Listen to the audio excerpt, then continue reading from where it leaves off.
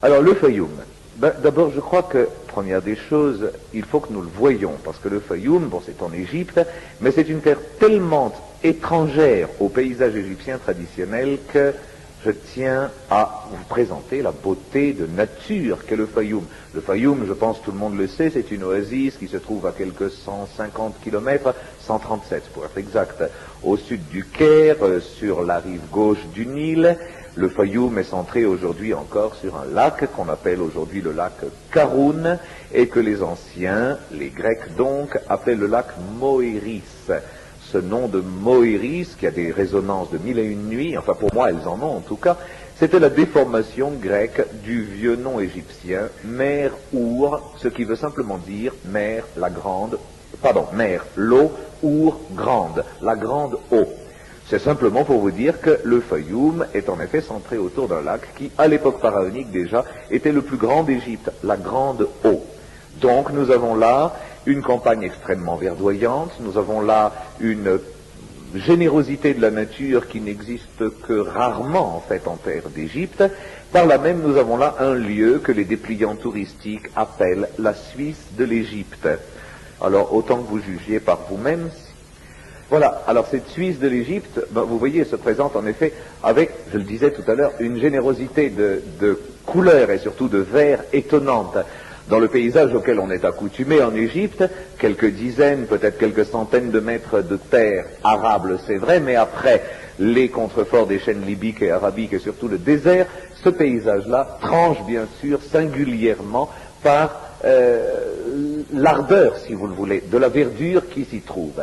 L'ardeur de cette verdure est due à un mosaïquage entier de cette terre arable du Fayoum par un jeu de canaux, vous en avez un ici, qui fait qu'au Fayoum, il n'y a peut-être quasiment pas de route carrossable, c'est vrai, mais il y a énormément de canaux. Ce qu'il y a d'assez émouvant, c'est que la plupart de ces canaux datent d'époques extrêmement reculées, puisque l'année passée, on en a redrainé un pour les besoins agricoles et on a découvert que son lit avait été pavé de pierres sous le pharaon Amenemhat IV, donc aux environs de 2000 avant Jésus-Christ. Eh bien, ces canaux de 4000 ans continuent à être aujourd'hui encore utilisés. Et depuis les grands canaux qui forment le réseau, disons, routier du Fayoum, toute une série de petits canaux, un petit peu comme les bis de notre vallée, si vous voulez, arrosent les champs par le biais de ces systèmes millénaires ô combien que sont les sakiés, les norias ou les chadoufs. En voilà une tout à fait typique de l'endroit où nous sommes. Donc, à l'intersection de tous ces canaux se trouvent les jardins et les champs des habitants du Fayoum. Terre grasse, terre riche, terre où il fait bon vivre, ça je crois que c'est très important. Donc le Fayoum a une sorte de sourire qu'on ne rencontre qu'assez rarement à ce point étalé en Égypte. Chose assez singulière, le Fayoum est construit un tout petit peu, sans plaisanterie, comme la ville de Lyon. C'est-à-dire il y a beaucoup de murs aveugles et pas beaucoup de fenêtres. Les Lyonnais sont connus pour aimer vivre dans leurs cours, les Fayoumois sont connus pour aimer vivre dans leurs jardins. Tout le Fayoum est mosaïqué de remparts de terre, comme ceux que vous voyez ici, marqués de loin en loin par des portes, et quand on pousse ces portes, alors c'est la surprise, c'est-à-dire qu'on découvre l'extraordinaire efflorescence de cette nature, assez anarchiquement domestiquée d'ailleurs, puisqu'on voit pousser pêle-mêle, pourrait-on dire, les céréales, la luzerne, parfois même le trèfle, le maïs qui commence à s'implanter de plus en plus, un petit peu de canne à sucre, mais pas trop, mais le tout dans un mélange qui n'est pas loin de rappeler ce que devait être le jardin d'Éden à la bonne époque, c'est-à-dire pas à la nôtre. Principalement, nous avons au Fayoum deux couleurs régnantes. D'une part, donc, le vert de culture, comme celle que vous avez ici, canne à sucre ou maïs, ce qui donne au Fayoum ce côté presque d'émeraude qui est le sien, et d'autre part, l'ocre plus doré, notamment des palmiers, et surtout de ces palmiers dattiers qui sont, dit-on, les meilleurs de la terre d'Égypte, qui pourtant en donnent depuis des millénaires parmi les plus riches et les plus sucrés qui soient. Alors, dans cet Éden qu'est le Fayoum, je vous le disais tout à l'heure, on vit bien. Et voilà l'exemple type d'une maison où l'on vit bien. Je vous fais remarquer qu'il y a une famille nombreuse parce qu'il y a une grosse lessive à gauche. La lessive dans les pays d'Orient, et l'Égypte en est déjà un, est une fonction sociale. Au Japon, on met des carpes pour montrer qu'on a beaucoup de garçons devant la maison. Eh bien, en Égypte, on met beaucoup de chemises, et puis comme ça, on montre aussi qu'on est une grande famille. Alors, c'est une grande famille qui habite ici, et cette famille a le luxe des luxes, comme vous pouvez voir, 2 pneus de tracteur. On peut donc supposer un tracteur. Voilà, ça, c'est la haute bourgeoisie de la région de Médinat Fayoum. Et puis quand on a la chance d'y entrer, eh bien, on découvre à l'intérieur de ces merveilleuses architectures voûtées qui sont si propres à la région. Le mari est toujours en train de se réveiller de la sieste, comme vous pouvez le voir ici d'ailleurs, cependant que l'épouse, comme de bien entendu, trime, et là, c'est une de ses occupations édéniques de nouveau, s'occuper des petits poussins et des bébés canards, ce qui, après tout, face à un chien qui dort en toute quiétude, est une occupation édénique, elle aussi. Vous voyez que jusqu'à présent, ma conférence n'a rien de très sérieux, mais rassurez-vous, ça va le venir tout bientôt. En effet, je vous ai montré ce Fayoum d'aujourd'hui parce que le Fayoum d'aujourd'hui est une terre privilégiée. J'espère que la beauté de ses paysages et le sourire de ses habitants en a été pour vous une forme de preuve. Alors, ces quelques diapos de paysages étaient censés vous montrer, disons, que le Fayoum aujourd'hui vit bien. Mais c'était aussi une façon d'introduire que le Fayoum a toujours bien vécu. Car j'aimerais maintenant vous raconter un peu l'histoire de cette oasis extraordinaire. Chose très curieuse, non, c'est pas curieux du tout, mais chose émouvante, disons, le Fayoum est la cellule originelle la plus ancienne de tout le bassin égyptien. Car le Fayoum était déjà un lieu d'activité, donc de culture et d'industrie, bien avant l'époque des pharaons, donc bien avant le peuplement de la vallée du Nil. On a constaté aujourd'hui que des installations préhistoriques et surtout proto-historiques étaient déjà extrêmement nombreuses aux alentours de ce lac Karoun, c'est-à-dire de l'épicentre de notre Fayoum, et qu'un site comme Kasr es Zaga, à l'ouest du Fayoum, devait être considéré comme l'un des plus anciens témoignages de l'occupation humaine. Je crois que c'est important de vous le dire parce qu'on a trop tendance à ne parler du Fayoum qu'à partir des Romains. Je voulais vous montrer qu'il y a une immense tradition derrière et cette tradition est extrêmement importante. Donc il y a eu des villages depuis en tout cas 4800 avant Jésus-Christ. Des villages importants dont on a trouvé maisons et même nécropoles. Quelques-unes des premières tombes d'Égypte avec le corps posé en position fœtale, mais entouré néanmoins d'un dépôt funéraire de vases et parfois même un peu plus tard de statuettes. Ces dépôts-là sont coutumiers en terre du Fayoum. Puis, sans entrer dans d'immenses détails, c'est une fresque un peu rapide que je brosse pour l'instant, le Fayoum a abordé avec le reste de l'Égypte le début de l'histoire pharaonique. Capitale Memphis, les premières dynasties, la construction des pyramides, les règnes de Khéops, Képhren, Mykérinos et bien d'autres. L'histoire s'étant déplacée aux environs de Memphis, on pourrait penser que le Fayoum a été abandonné et que le Fayoum est devenu la province. Eh bien, pas du tout. Pas du tout parce que les nobles, c'est-à-dire les grands fonctionnaires des pharaons des 3e, 4e, 5e dynasties, bref, des pharaons qui ont construit les pyramides, les nobles se sont souvenus de la beauté du Fayoum et du bonheur de vivre au Fayoum. Et de tradition, il était considéré comme élégant, et j'insiste bien, élégant, d'avoir une propriété au Fayoum et d'y amener chasser ses amis. Je le signale parce que s'il y en a parmi vous qui ont connu les derniers fastes de l'Égypte dans les dernières années royales, c'est-à-dire il n'y a pas si longtemps que ça, vous saurez qu'il était encore élégant dans les années 1940-1950 d'emmener chasser ses amis suisses au Fayoum. À l'Ancien Empire, on n'avait pas d'amis suisses, mais on avait peut-être des amis de Haute-Égypte, et on allait chasser au Fayoum. Et vous avez certainement vu dans les mastabas ces bas-reliefs admirables montrant les chasses aux oiseaux, notamment la chasse au boomerang, ou ces pêches miraculeuses au harpon. Bien souvent, elles avaient pour décor le Fayoum. Tout cela pour vous dire qu'il y a une tradition archéologique au Fayoum qui est presque ininterrompue depuis les villages proto-historiques de Kasr es Zaga, dont je vous parlais tout à l'heure, jusqu'à la période romaine que tout à l'heure nous allons aborder. Nous avons des installations remontant à l'Ancien Empire dans ce Fayoum. Vous n'en saviez rien, me direz-vous? Peu de gens le savent, car le Fayoum, et je pense que c'est le moment de le dire maintenant, est encore une région archéologiquement marginale.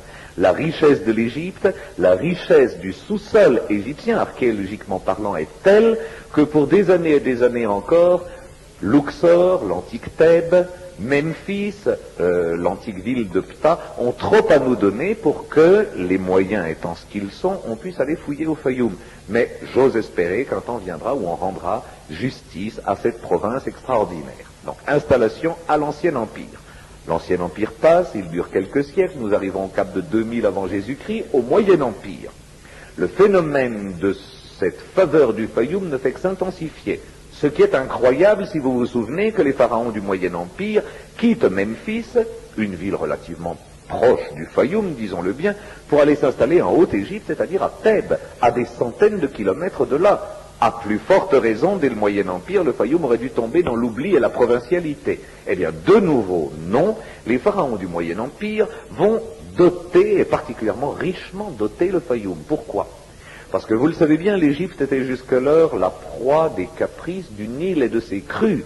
Une bonne crue, on mangeait, une mauvaise crue, on ne mangeait pas. Donc on avait faim, donc on tombait malade, donc on mourait, et c'était les fameuses épidémies, les vaches maigres, dont vous connaissez, ne serait-ce que par la Bible, l'effroyable témoignage. Les pharaons du Moyen Empire ont compris l'utilité de ce lac permanent qu'est le lac Karun, qui existait déjà. Et ils ont, eux, commencé ce système de canaux, ce réseau très complexe de canaux qui a permis de cultiver toute la région du Fayoum et de créer à l'Égypte un véritable garde-manger. Donc, au Moyen Empire, plus encore qu'à l'Ancien Empire, le Fayoum est à la tête de l'actualité. À l'Ancien Empire, il y avait des villas. Au Moyen Empire, j'ose pas dire qu'il y avait des usines, ça serait grotesque, mais disons, il y avait en tout cas des installations pilotes extrêmement novatrices en matière d'agriculture. Alors du coup, les pharaons, ces pharaons parrains, ces pharaons dotateurs, n'est-ce pas, ont construit, pour qu'on puisse cultiver leur Fayoum, des villes entières pour les travailleurs qu'on installait là-bas. Des villes dont certaines ont eu une importance capitale. Tellement capitale que certains de ces pharaons n'ont pas hésité à occuper les abords même des villes qu'ils avaient fondées pour construire leur ensemble funéraire, à savoir leur propre pyramide. De ces villes-là, il ne reste aujourd'hui rien. Comme la plupart des villes d'Égypte, ces villes du Fayoum étaient construites en briques, en bois, très peu de pierre en fait, et l'incurie, pendant des millénaires, a fait qu'elles sont retournées au sable et à la poussière. Mais de temps en temps, on a la chance de trouver un vestige glorieux de l'une de ces villes glorieuses.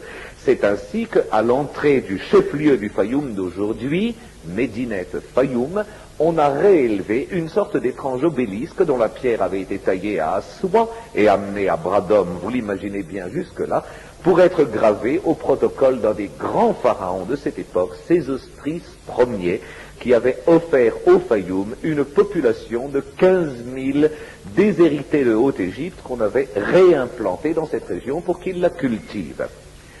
Le fils de ce Sésostris, un peu plus loin, mais très près aussi de cette ville nouvelle, avait fait élever à sa propre mémoire de gigantesques piédestals de pierre sur lesquels figuraient ses propres statues. 2 statues de lui-même pour immortaliser sa présence. Ces statues ont survécu jusqu'au XVIIe siècle de notre ère, donc hier, si j'ose dire, jusqu'au moment où un père jésuite, dont je maudis la mémoire, qui s'appelait le père Sicard, et qui s'occupait de, appelons ça un dispensaire au Fayoum, a décidé que le responsable de l'ophtalmie, c'était le diable de pierre sur le piédestal. Il a donc fait descendre, casser et pulvériser la double statue du roi dont il ne reste aujourd'hui que le piédestal. Alors vous voyez, il y a une aire de battage, puis vous devinez peut-être à droite des blocs bien ingrats de pierre. C'est l'un des piédestals de ces statues du roi Amenemhat. Peut-être que ça ne vous fait pas vibrer, ces 2 amas, enfin ce premier et maintenant ce 2e amas de pierre, mais moi je suis très fier de vous les montrer et vous devez être très fiers de les voir parce que je vous garantis que vous ne les reverrez jamais. À bonne raison, on ne les publie pas, à bonne raison, on va rarement les voir. Mais toujours est-il, disons, voilà pour ce Fayoum du Moyen Empire, qui a été une des grandes régions, une des riches régions de l'Égypte, et surtout une de celles pendant lesquelles les pharaons ont eu l'œil tourné sans cesse. Et une des régions où ils ont parrainé chantiers et constructions également sans cesse. Le temps avance, car il faut que nous le fassions avancer, c'est sûr, arrive le Nouvel Empire. Alors là, avouons-le bien, les Toutmosis, les Aménophis, les Sétis et les Ramsès ont eu d'autres chats à fouetter et d'autres Hittites à mater pour avoir le temps de s'occuper du Fayoum. Ils l'ont donc laissé tomber, ou plus exactement, ils ont utilisé la douceur et la fraîcheur de son climat pour renouer avec l'époque des pyramides et y aller chasser de temps en temps. On sait que le roi Aménophis III, père du futur Aménophis IV Akhenaton, allait très régulièrement pour y organiser de grandes et superbes chasses. Et comme sa grande épouse, la reine Ti, que vous connaissez sans doute au moins de nom et d'effigie, comme la reine Ti s'y ennuyait à mourir, il lui avait fait creuser un gigantesque lac artificiel pour des navigations de plaisance. Je le cite parce que le lac, on l'a retrouvé. Oh, c'est une pauvre dépression aujourd'hui, mais on imagine la grande reine se promenant comme ça, avec ses rameuses officielles. Ça peut être un spectacle assez étonnant. Pendant toute l'histoire de l'Égypte, et c'était ça mon propos, le Fayoum n'est donc pas la province qu'il est aujourd'hui. Le Fayoum n'est pas une marge de l'Égypte comme elle l'est aujourd'hui. C'était vraiment le cœur et un des cœurs fondamentaux de l'Égypte. Et ce phénomène-là s'est accéléré naturellement de façon étonnante au moment où les Grecs sont devenus les maîtres de l'Égypte. Alexandre le Grand en tête, Ptolémée Ier, son général et successeur ensuite, et derrière Ptolémée Ier, comme vous le savez, les 14 suivants plus Cléopâtre, les rois grecs d'Alexandrie ont tout de suite compris l'importance du Fayoum. Pourquoi? Parce que pour les Ptolémées, l'Égypte c'était Alexandrie. C'est tout. Puis derrière, des terres à blé, à savoir tout ce qui avait été la grandeur de la période pharaonique était complètement ou presque laissé de côté, on y cultivait le blé et c'est tout. Et ce blé, les Ptolémées le vendaient avec un sens du marchandage typiquement macédonien. Autrement dit, il fallait beaucoup de blé, ils ont donc beaucoup doté le Fayoum de bras humains. Ils ont donc construit villes et villages en nombre bien plus considérable qu'à l'époque du Moyen Empire. Et ça, je vais vous le dire tout de suite, au Moyen Empire, on recense 17 villes au Fayoum. Sous les Ptolémées, on en recense 261. 261 villes, villages, bourgades, hameaux et lieux-dits. Mais 261. Et ces 261 agglomérations portent ataviquement des noms qui les rattachent à ces bienfaiteurs de l'humanité entière que sont les Ptolémées. C'est-à-dire, ça s'appelle Ptolémaïs la grande, Ptolémaïs la moyenne, Ptolémaïs la petite. Et puis comme les reines sont d'excellentes marraines, on fait porter à des villes des noms de reines. Alors il y a Bérénice la grande, la moyenne, la petite, Arsinoé la grande, la moyenne, la petite, etc. Enfin bref, il y a un patronage véritable des Ptolémées qui est extraordinaire. C'est très important ce que je vous raconte parce que vous allez comprendre, quand mes chers Romains vont arriver, vous allez comprendre le processus. Mais avant ça, je vais vous montrer maintenant des vestiges de cette période grecque. Alors, nous allons visiter un tout petit peu, comme ça, une ville grecque de cette époque. Je vous dis tout de suite, ces quelques diapos ont le double intérêt pour vous de montrer aussi un site archéologique qui n'a, pour ainsi dire, pas été fouillé. Alors vous verrez autre chose que les sites merveilleusement pasteurisés que nous livre l'archéologie aujourd'hui. Là, ce sont des sites qui ont encore le romantisme des gravures du 19e. La ville en question s'appelait Karanis. Elle s'appelle aujourd'hui Kom-Ushim. Et cette ville comptait à peu près 12 000 habitants sous les Ptolémées, c'est-à-dire entre le 3e et le 1er siècle avant Jésus-Christ. Alors voilà l'épicentre de la ville, avec naturellement, au beau milieu et à la croisée des routes, le temple. La ville, en effet, comme toutes les villes de l'Antiquité, je le disais tout à l'heure, est construite en briques crues. Le temple, lui, puisqu'il est réservé aux dieux, doit être éternel, et donc il est construit en pierre. Le temple que vous avez là est un temple que les architectes de cette période, pourtant grecque, ont voulu tout à fait égyptien, classiquement égyptien, car en effet, le temple avait été donné à l'un des plus importants et en même temps l'un des plus vieux dieux du panthéon égyptien, c'est le crocodile Sobek. Chose assez curieuse, en effet, le crocodile est omniprésent en tant que divinité dans tout le Fayoum. Après tout, dans une terre de canaux et d'eau, c'est chose assez normale. Voilà donc l'entrée du naos de ce temple même de Sobek. Pour le reste, et comme je vous le disais, la ville est entièrement construite en briques, et comme nous n'avons pas eu là le miracle de Pompéi, parce qu'il y a peu de volcans en Égypte, voyez-vous, eh bien, l'usure du temps a fait que les plus hauts des murs culminent à 1,30 m, 1,40 m à peu près. C'est tout de même assez pour que certains archéologues viennent non pas y fouiller, mais tout de même s'y intéresser et y gratter. Au cours d'une campagne de grattage, dans les années 1968-69 ou à peu près, on a mis au jour tout un quartier de la Caranis grecque, parce qu'il y a une Caranis romaine après bien sûr, la Caranis grecque, et on a découvert notamment les thermes, voilà ici un des endroits les mieux préservés de ces thermes, qui ont su garder, en dépit de la fragilité du matériau de base, la brique, leur revêtement de stuc, et vous le remarquerez peut-être, des peintures décoratives représentant des rinceaux de vigne, ce qui nous montre bien ce goût pour les motifs agraires que tout bon Fayoumois, et les hommes de Caranis en étaient, que tout bon Fayoumois donc développait à plaisir. Au moment où nous sommes maintenant, 1er siècle avant Jésus-Christ, le Fayoum est un des lieux les plus peuplés, les mieux gérés, les mieux administrés, les plus prospères de l'Égypte. Et ça, c'est très important que vous vous en rendiez compte. Il y a vraiment une opulence et une richesse unique en terre d'Égypte à cette époque-là. Et c'est le moment que choisit Octave pour remporter la victoire sur Marc-Antoine, et donc pour faire que Rome s'empare sans coup férir de l'Égypte et du trône. Bien. Les Romains sont des gens plus pragmatiques que les Macédoniens, comme vous le savez sans doute, et en tout cas beaucoup plus que les Égyptiens.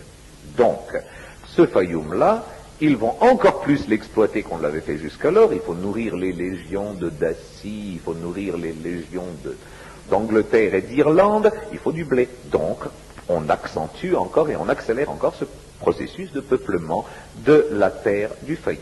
Mais les Romains ont un autre souci que les Ptolémées n'avaient jamais eu. Les Romains ne résident pas en Égypte. Je veux dire par là, le souverain de l'Égypte, c'est bien César, mais César, il est à Rome. Et les Romains adorent qu'on pratique une vertu dans leur empire, c'est la vertu civique. Or, pour ces Égyptiens qui depuis 4000 ans ne savent pas ce que c'est que la vertu civique, parce qu'il n'y en a pas, il n'y a de vertu que chez les dieux, Pharaon est un dieu, ne l'oubliez pas, l'idée de vertu civique est complètement en dehors de leurs préoccupations. Il faut donc inculquer aux Égyptiens une vertu civique.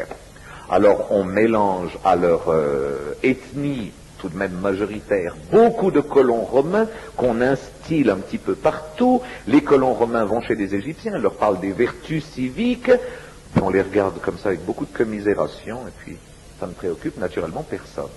Donc, les Césars, au fur et à mesure que l'implantation romaine se marque, ont ce problème de réussir à romaniser les Égyptiens, et puis en même temps peut-être à égyptianiser un petit peu les Romains. C'est-à-dire, leur problème fondamental est un problème de culture, plus que de religion ou même de civisme. Il faut trouver un terrain d'entente entre les Égyptiens maîtres du sol d'Égypte et les Romains maîtres des Égyptiens. Et donc par contre-coup du sol d'Égypte, vous comprenez? Il faut créer un syncrétisme, il faut créer un carrefour, il faut créer une union entre les deux. Les mariages, non. Les Romains ne veulent pas épouser l'Égyptienne, les Égyptiennes ne veulent surtout pas de mari romain. C'est très rare, les unions mixtes. Le mariage n'est pas possible. La culture, c'est difficile. Un peuple qui pratique une langue 4 fois millénaire, qui est une langue symbolique tout de même, les hiéroglyphes, face au latin et à sa rapidité de conception et de structure, c'est pas possible. Il n'y a qu'une chose qui pourrait marcher, se disent donc nos Romains, c'est la religion. Si on réussit à créer des dieux qui valent aussi bien pour les Égyptiens que pour les Romains, si on réussit à faire se rencontrer au moins dans les temples nos Égyptiens et nos Romains, petit à petit cette fusion culturelle qui jusqu'à présent n'a pas pu s'opérer, s'opérera. Et ni une ni deux, les Romains se mettent à créer de toutes pièces, peut-on dire, des dieux nouveaux égypto-romains et à parrainer leur culte. Alors, je vais vous montrer quelques exemples de ces dieux étranges. Pour tout vous dire, les Ptolémées avaient déjà commencé le mouvement. Les Romains ne feront que l'accélérer. Regardez ce curieux personnage. Il a la tête, noble d'un gréco-romain. Il en a également les boucles et la barbe, mais il a par contre la coiffure en appendice d'une divinité égyptienne. Ben oui, c'est un dieu qui a été créé pour être égypto-romain par excellence. On l'appelait Sérapis. Et il avait la chance de ressembler, quant à son mythe, aussi bien à Dionysos qu'à Osiris. On se disait donc, les théologiens politicards se disait donc, les Égyptiens y retrouveront leur Osiris, nos Gréco-Romains y retrouveront leur Dionysos, et Sérapis deviendra un dieu national, par là même l'union des peuples se fera. On avait oublié qu'une seule chose, c'est qu'un dieu fabriqué, personne n'y croira jamais. Le culte de Sérapis a donc été un échec total. Alors, on a inventé d'autres dieux. Isis, c'est la grande mère pour les Égyptiens. Elle a donné la terre et les secrets de la terre aux hommes. Elle a donné aux femmes de quoi aider aussi au développement de la civilisation. C'est par excellence l'influx naturel de la nature. Bien. Elle a son doublet, après tout, dans le monde gréco-romain. Aphrodite a fait la même chose, le don de la quenouille par Aphrodite, la fameuse Aphrodite ilicienne, en est un bon exemple. Alors pourquoi ne pas marier deux déesses ensemble? Puisque un dieu nouveau, ça ne marche pas, Sérapis, créons Isis-Aphrodite, et ça marchera. Ça n'a pas marché.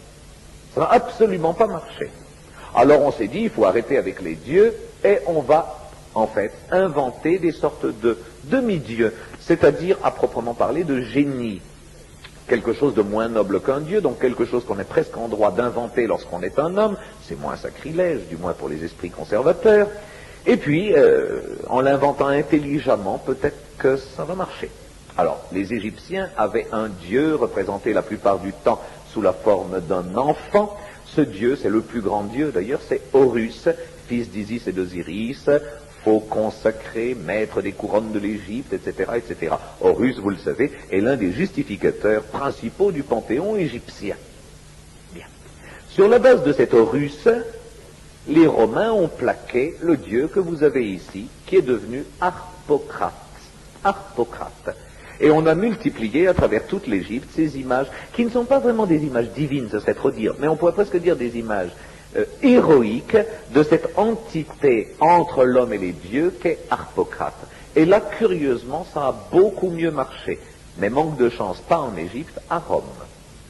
Les voyageurs, en effet, venus en Égypte, se sont pris de sympathie pour ce dieu qui chevauche une oie, comme vous le voyez ici, et ils ont implanté son culte à Rome. Et vous savez peut-être qu'au musée du Capitole, notamment à Rome, de même au palais des conservateurs, toujours à Rome, on conserve de fort belles effigies en marbre de cet Harpocrate égyptien dont le culte était devenu aussi à la mode dans la Rome de l'époque de Caligula que celui des gourous dans notre Suisse d'aujourd'hui. Par conséquent, ça au moins c'est une réussite. Mais avouez tout de même que ce sont des réussites marginales. Donc vraiment, essayez d'imaginer le tableau, si vous le voulez, le tableau de cette situation. Nous avons d'un côté des pharaons légitimes d'Égypte qui se trouvent être des Césars et qui habitent à des milliers de kilomètres là dans une ville qui s'appelle Rome et qui pour tout Égyptien ne veut rien dire. Qu'est-ce que c'est que Rome? Ils s'en moquent bien. Eux, ils sont 4 fois millénaires et ils ont derrière eux Ramsès II, Sésostris III, Khéops, Képhren et Mykérinos. César, c'est un peu jeune, si je puis dire, n'est-ce pas? L'autorité de César, donc, bien, il est le maître, on l'a dit, on l'admet. Enfin, il n'est pas reconnu. On peut difficilement déifier les Césars, franchement. On essayera, on y arrivera même parfois. Mais enfin, tout cela, c'est de la fabrication. Donc, autrement dit, l'Égypte résiste. D'un autre côté, les Romains qu'on envoie en Égypte sont très déconcertés dans leur culture propre par cette vieille Égypte. Cette foi inébranlable, cette façon d'avoir des dieux qui sont des causes si lointaines qu'on ne peut même pas les approcher, tout cela ébranle beaucoup les Romains. Autrement dit, ce qui dérange les Césars et surtout les gouverneurs de l'Égypte, c'est le malaise profond de la population de l'Égypte. La part égyptienne ne connaît pas les Romains, et au fond les regarde un peu avec commisération. La part romaine ne connaît pas les Égyptiens, elle les regarde avec un tout petit peu d'angoisse et d'appréhension. Il y a un malaise fondamental dans l'Égypte de période romaine. Et c'est pour essayer de juguler ce malaise qu'ont été inventés, adroitement ou maladroitement, les dieux qui ont fait brève carrière et que je viens de vous présenter. Puis soudain, une idée est venue. Il y a un seul moment où nous sommes tous des frères. Protestants ou catholiques, musulmans ou bouddhistes, jaïnes ou parsis, il y a un moment où on se retrouve tous, c'est le moment où on va mourir, mesdames et messieurs. Parce que voyez-vous, à ce moment-là, sa confession et sa culture comptent bien peu. Les problèmes sont les mêmes pour tous, l'appréhension est la même pour tous, les solutions après tout sont également les mêmes pour tous. Le moment de la mort est le plus beau moment de la vie, si j'ose dire, C'est-à-dire que c'est véritablement celui où toute une vie prend sa véritable justification et où elle se projette dans cet au-delà sur lequel chacun est libre d'échafauder le système qu'il veut. C'est pas mon problème en tout cas. Mais toujours est-il, il est de fait que devant la mort, les hommes sont tous frères. Voilà pourquoi donc on s'est mis à essayer de se connaître entre Romains et Égyptiens habitant les mêmes villes, les mêmes lieux, les mêmes contrées, essayer de se connaître face justement à ce moment sacré qu'est le moment de la mort. Et les Romains ont dit aux Égyptiens, comment voyez-vous l'éternité? Et les Égyptiens ont dit aux Romains, et vous, comment voyez-vous l'éternité? Alors si vous permettez, on va poser les questions aux deux civilisations. Alors, commençons par le Romain. Il va voir l'Égyptien et lui dit, comment voyez-vous l'éternité? Et l'Égyptien lui expliquera des choses que vous connaissez, donc je fais qu'une synthèse.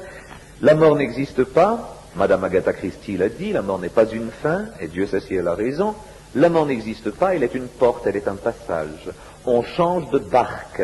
La barque de la vie devient la barque de l'au-delà, la barque de l'ici-bas devient la barque de la nuit, et au fond, le changement de barque n'est que la continuation du voyage. Et après avoir navigué sa vie durant sur le Nil tangible, le Nil d'ici, eh bien on voyagera sur une sorte de Nil de l'au-delà, en changeant de barque. Voilà donc pourquoi la barque est si importante.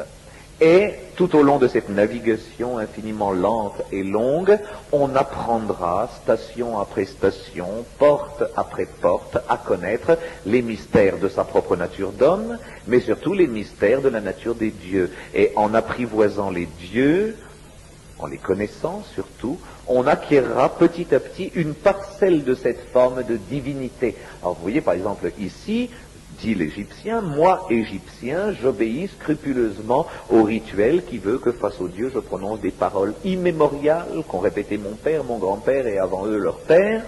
Je célèbre des gestes inchangés et immémoriaux eux aussi, et la répétition même de tout cela fait que je m'inscris dans un système rythmique qui un jour m'amènera à passer de l'état d'homme à l'état d'âme, et de l'état d'âme non pas à l'état de Dieu, mais à l'état de parcelle du divin. J'abandonnerai alors mon corps, je gagnerai une immortalité transparente et aérienne que, pour la symboliser, je représenterai sous la forme d'un oiseau ayant ma tête. Je serai immatériel comme un oiseau. À ce moment-là, je m'appellerai un bas. Un bas, c'est-à-dire une âme pure.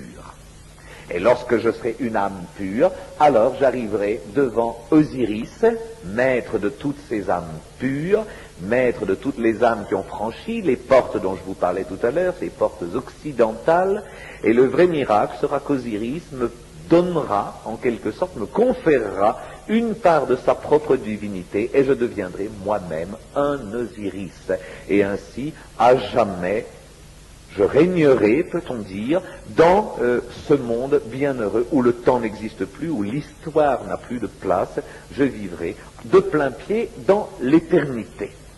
Voilà pourquoi, lorsque je fais sculpter mon sarcophage qui abritera ma momie, je veux que les traits de ce sarcophage ne me ressemblent pas à moi.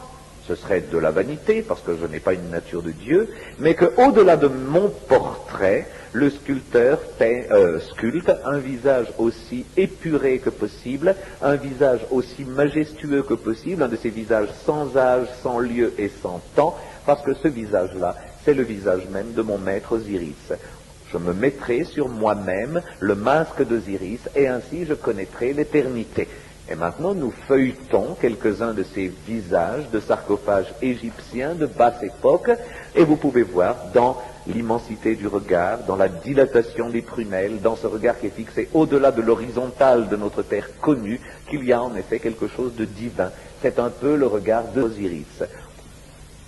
J'aspire à être un Dieu, donc j'aspire à passer la porte qui me mènera, épreuve après épreuve, épuration après épuration, à ce statut d'Osiris dont je vous parlais tout à l'heure.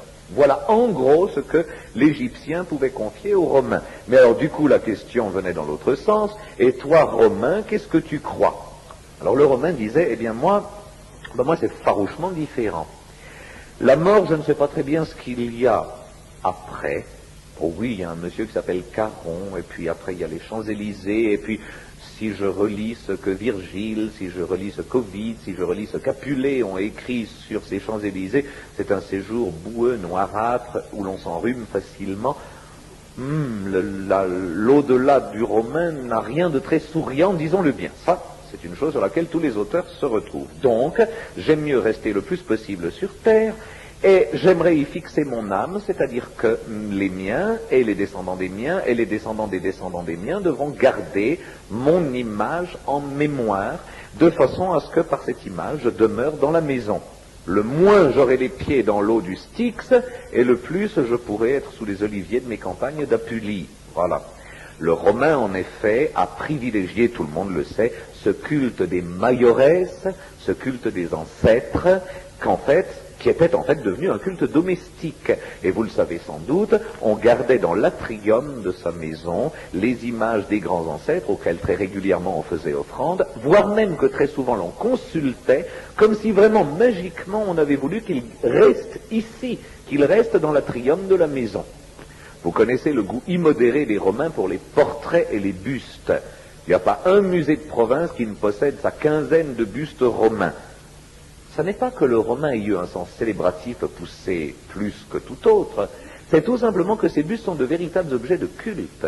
Je veux dire qu'ils étaient dans la maison le terme de toutes les pensées et de toute la foi de ceux qui pratiquaient le sacrifice domestique. Or, à l'origine de ces bustes de pierre, il y a une très curieuse habitude romaine assez peu connue pour que je m'y arrête 2 minutes. Lorsqu'un Romain mourait, l'habitude était qu'un sculpteur vienne relever en cire le masque funéraire du défunt, que cette effigie de cire soit ornée de faux cheveux, parfois même de faux cils, qu'elle soit habillée d'un fragment de vêtement en drapé, et qu'on la confie à une catégorie de peintres tout à fait particulière qu'on appelle les polinctores, les polychromeurs, si vous voulez.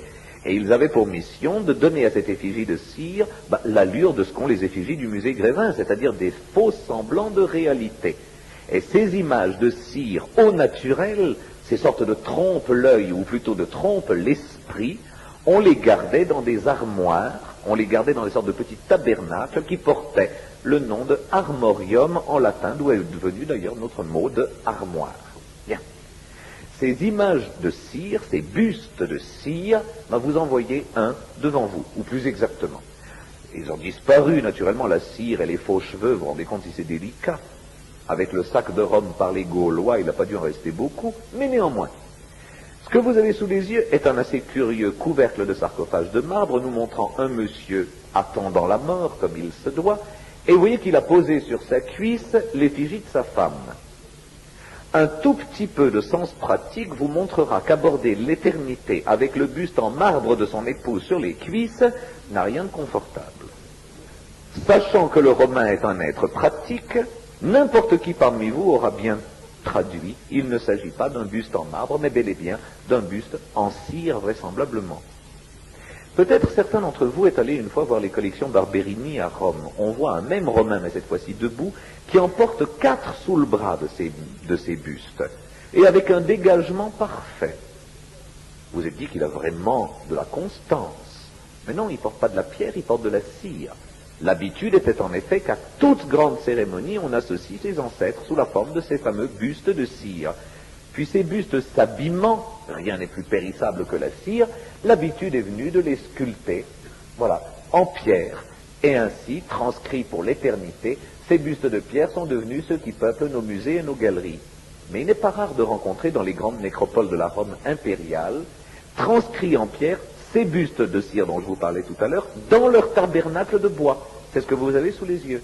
Ici, le sculpteur a vraiment voulu qu'on se souvienne qu'il s'agissait de l'image de cire dans son armorium de bois. Donc, voilà les 2 effigies ici, comme n'étaient les hôtels domestiques de la Rome impériale. En voilà un deuxième exemple ici. 2 bustes de cire dans leur armoria. Parfois, mais c'est assez rare, dans l'état en tout cas actuel des recherches archéologiques, parfois, au lieu du buste de cire ou de pierre que nous venons de voir, il y avait le buste peint. C'est ainsi qu'on a découvert, mais vous connaissez sans doute cet admirable double portrait, c'est ainsi qu'on a découvert à Pompéi le double portrait d'un boulanger et de sa femme, Proculus. Proculus, eh bien voilà le portrait de Proculus, dont vous devez l'appréhender désormais, non pas comme un portrait au sens où, je ne sais pas, Madame de Pompadour se faisait portraiturer par Quentin de la Tour, mais vous devez le voir comme un objet rituel, ce portrait peint, un objet rituel. C'est devant ce portrait que les descendants de Proculus ont accompli les gestes rituels du sacrifice et de la consultation aux ancêtres. Et à côté de ça, je vous montre le détail du jeune boulanger, parce que vous avez déjà là l'ancêtre absolu des portraits du Fayoum, car j'ose imaginer que vous me voyez venir, nous nous en approchons à grands pas. Donc, le buste romain est en cire à l'origine, si vous me permettez la synthèse maintenant, en cire à l'origine, puis transcrit en pierre le plus souvent, parfois en peinture, plus rarement encore en mosaïque, mais nous en avons quelques exemples, celui-ci en est une illustration célèbre. Mais disons que le portrait doit naturellement retenir l'âme du défunt, donc il doit lui ressembler pour que l'âme s'y retrouve.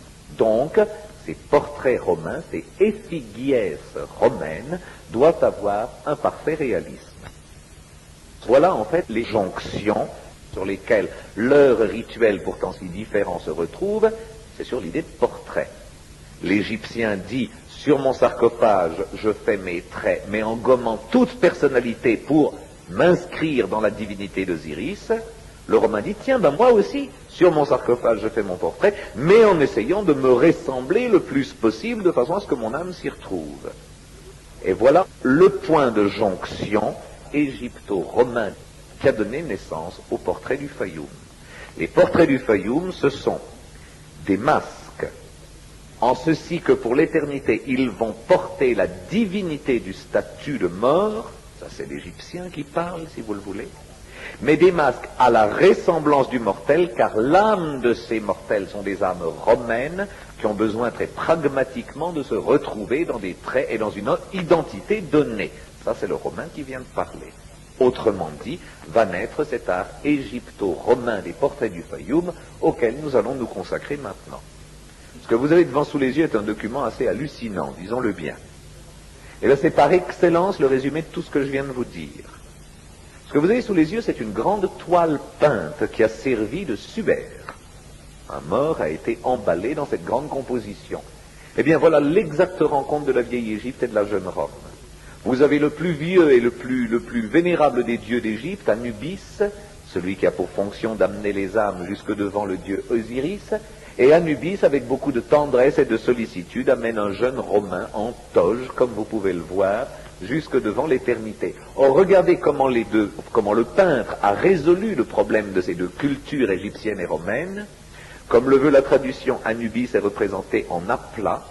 Il a ce côté hiératique de la vieille Égypte, ce côté immuable de la vieille Égypte, alors que le Romain, lui, est traité tout en modelé. Il a ce côté beaucoup plus présent, par là même beaucoup plus réaliste, des préoccupations de la jeune Rome. Et donc, l'aplat d'Osiris plus le modelé du Romain nous donne la base même de ce que seront nos portraits du Fayoum.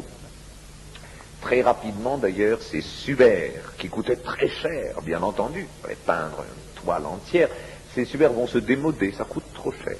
On enlèvera les dieux d'abord, et on ne gardera plus que le portrait du ou de la défunte, limitant d'ailleurs presque au maximum les symboles funéraires. Ici, vous reconnaissez, je pense, la croix, symbole de vie dans l'Égypte pharaonique. Et petit à petit, on restreindra même cette toile jusqu'à n'être plus qu'un portrait à proprement parler. Voilà d'ailleurs l'un des plus beaux qui soit. Et ce jour-là, on peut le dire, les portraits du Fayoum seront nés. Alors, qu'est-ce que c'est qu'un portrait du Fayoum? C'est l'image funéraire d'un Romain qui a choisi la voie égyptienne pour aborder l'au-delà en se faisant momifier, embandeleter et donc enfermé dans un sarcophage. Et le portrait du Fayoum tient lieu de masque d'Osiris. Le portrait du Fayoum est en quelque sorte le suppléant d'Osiris. On a trouvé des portraits du Fayoum, en fait, surtout au Fayoum, mais à travers toute l'Égypte, disons-le bien. Aujourd'hui, on en connaît très exactement 792 originaux. Ça, je le sais parce que j'ai eu la volupté d'en faire le catalogue, et je vous assure, c'est pas une chose facile. On doit en connaître 7920 mais il y a pas mal de faux. Disons qu'on en retient 792, qui est déjà pas mal. 792. Trouvés au hasard des fouilles archéologiques dans les différentes nécropoles de l'Égypte gréco-romaine. Je vais maintenant vous présenter quelques-uns des plus beaux, maintenant que je sais que vous savez ce que c'est. Alors vous allez commencer à avoir du plaisir à les regarder. Ces 792 portraits ont ceci de primordial. Ces 792 portraits ont ceci d'important qu'ils sont, ne l'oubliez jamais, les premiers portraits peints de l'histoire de l'art mondial. C'est la première fois que nous avons témoignage d'un art du portrait peint. En ceci, c'est un chapitre essentiel de l'histoire de l'art. En plus, il témoigne d'une telle, d'une telle rencontre de cultures prestigieuses, l'Égypte et Rome, qu'ils sont aussi, et ne serait-ce que pour cela, des documents d'importance capitale. Troisième point, enfin, et après ça, on va faire une promenade dans le Fayoum. Troisième point, enfin, ces portraits sont d'une diversité de styles et d'esprit tellement extraordinaire que je peux vous assurer qu'en voyant 792, vous vivez 792 aventures différentes. Il y a vraiment une incroyable variété dans les solutions esthétiques ou picturales. On en aborde quelques-uns maintenant. Les portraits du Fayoum, comme je vous le disais, sont variés. Je vous en montre maintenant quelques autres. Variés à tout point de vue. Il y a, si j'ose dire, du meilleur et du pire. C'est évident. Il y a de bons peintres et il y en a de moins de bons. Parfois, un portrait du Fayoum peut être bouleversant comme celui que vous avez sous les yeux. C'est-à-dire traité avec une noblesse, un hiératisme, une grandeur, et en même temps une pudeur extraordinaire. Un mystère aussi, regardez ses yeux, essayez de les interroger. Absolument extraordinaire de voir combien l'artiste a su sublimer ce regard et en faire presque déjà un regard, sinon de Dieu, du moins le regard de quelqu'un qui contemple Dieu. Donc parfois, c'est sublime comme ce que vous avez sous les yeux. D'autres fois, c'est sublime aussi, mais pour de toute autre raison. Ici, ça le serait par la, entre guillemets, naïveté, si vous le voulez, de la façon de traiter. C'est-à-dire, vous voyez, un art de peindre beaucoup moins virtuose que celui de l'exemplaire précédent, mais par contre une émotion et une ferveur dans le geste de peindre qui me paraît vraiment ici tout à fait extraordinaire. Parfois, c'est franchement moins bon, comme par exemple ici. Ça, c'est un portrait, oui, ça reste très beau, je veux bien. Mais c'est un portrait qui, traité tout en aplat, avec un pinceau relativement rugueux, si vous le voulez, donne un aspect un peu paléo-chrétien, si je puis me permettre, à cet exemplaire-là. De temps en temps, mais c'est rarissime, c'est franchement médiocre, comme par exemple celui-ci, bon, qui est amusant, je veux bien, mais c'était peut-être pas d'amuser qui était le but du peintre. Autrement dit, quand on aborde les portraits du Fayoum, il faut savoir, et c'est merveilleux, avouez, il faut savoir que vraiment toutes les tendances et toutes les possibilités du génie humain dans l'acte de peindre vous seront représentées. Donc, et si j'insistais sur ce phénomène-là, c'est pour une bonne raison, donc, ça n'est pas vraiment un chapitre d'archéologie pour spécialistes moisis. Tout amateur d'art, toute personne qui est sensible au geste de créer, au geste de peindre, trouve dans cette réunion de portraits l'une des sources de joie les plus grandes qu'on puisse trouver, je vous assure. C'est peut-être pour ça d'ailleurs qu'à l'origine de mon livre, il y a un peintre, c'était Chavaz le Valaisan, qui encore une fois était si sensible à cette forme même d'art. Donc, première des constatations, les portraits sont infiniment variés. Mais maintenant, il faut qu'on les série et qu'on les approche de plus près. Ces portraits si vivants, ces portraits effarants parfois de vie même, on ne peut pas admettre qu'ils aient été peints à la mort de leur modèle. Ce pas des portraits de mort. Il y a une vie dans le regard qui est intransmissible sur un cadavre. Mais non. En effet, l'étude attentive de ces portraits a permis de prouver qu'ils étaient faits du vivant des personnages. Par qui? Par des groupements de peintres itinérants à travers des provinces comme le Fayoum qui peignaient dans leur meilleur âge et au meilleur moment des Romains qui gardaient leur effigie chez eux, effigie qui un jour serait confiée à l'embaumeur avec le corps pour justifier le corps.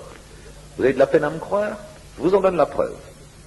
Ce portrait-là n'a pas été trouvé naturellement sur une momie, parce que vous pouvez bien imaginer qu'à ce moment-là, c'est une momie en Doublet, ou même, si j'ose dire, une momie en Philippines, ce qui serait du dernier mauvais goût.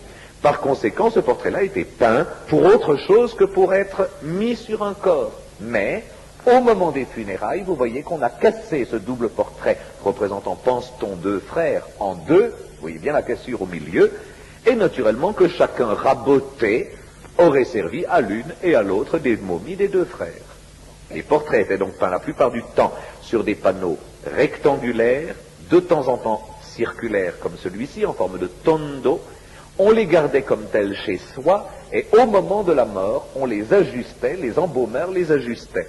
Regardez ça, c'en est une preuve. Vous avez un portrait de très belle qualité ici. Tout est beau.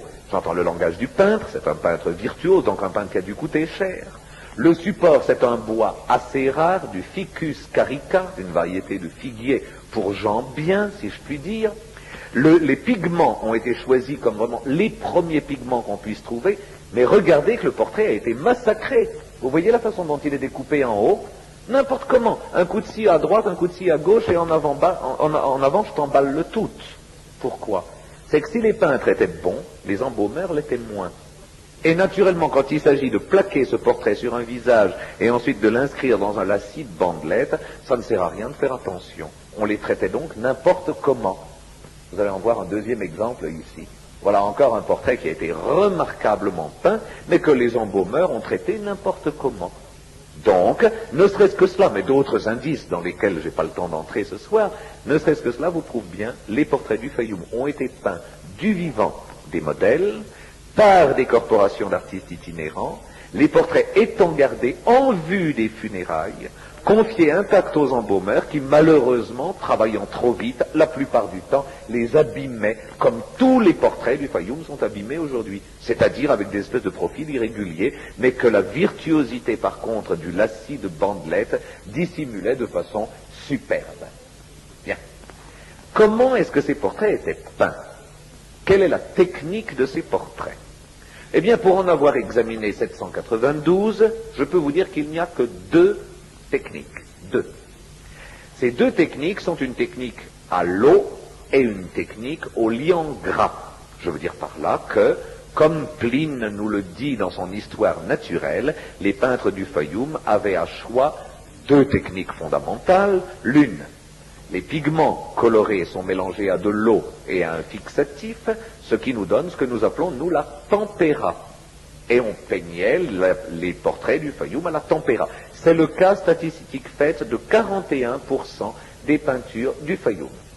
La tempéra nous donne une peinture toujours très mate, dans laquelle l'artiste peut privilégier un coup de pinceau très aigu, très nerveux, si vous le voulez. La tempéra garde une très grande acuité de geste.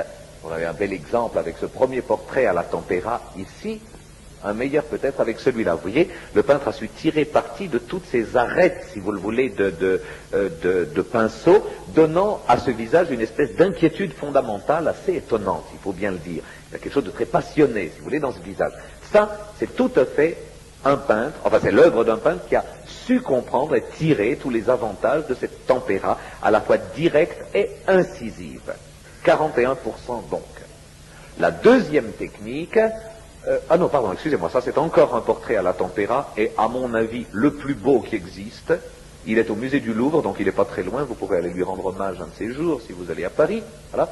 C'est un portrait d'une dame romaine de la toute fin de l'Empire, 3e siècle vraisemblablement, mais je trouve que c'est un portrait qui a une espèce de stylisation qui est unique au monde. À mon avis, c'est un tout grand chef-d'œuvre de l'art du Fayoum. L'autre technique, donc, vous disais, nous l'abordons maintenant, l'autre technique, c'est l'encaustique. Alors, le système de l'encaustique est tout aussi simple que le précédent, mais malheureusement, il a complètement disparu de nos jours. Vous prenez les mêmes pigments que pour la tempéra, mais au lieu de les mélanger à de l'eau, vous les mélangez à de la cire. Donc, le liant est un liant gras, souple. Vous avez par là même un langage plastique beaucoup plus arrondi, beaucoup plus somptueux aussi, parce que naturellement la couleur est mieux exaltée. Vous avez une douceur beaucoup plus grande et ça convient à un tempérament de peintre peut-être plus proche d'une certaine approche du réalisme par exemple. Les ombres peuvent être indiquées avec une douceur extraordinaire. Donc nous avons dans les portraits du Fayoum 59% de peinture à l'encaustique. Je vous en montre quelques-unes, choisies naturellement parmi les plus virtuoses. Comme tout à l'heure, les tempéras, c'était les plus virtuoses. Vous voyez, c'est un langage plastique qui n'a rien à voir avec la tempéra.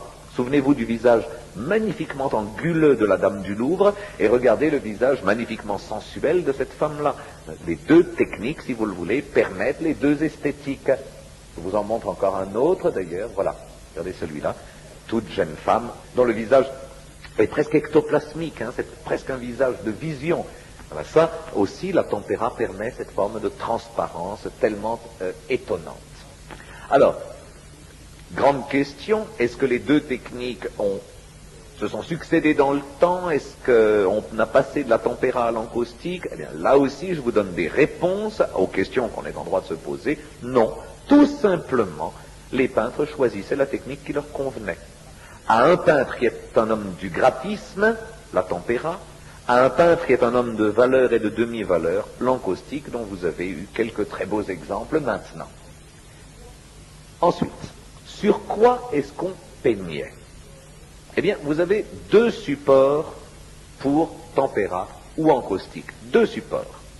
Le premier, c'est la toile, le deuxième, c'est le bois.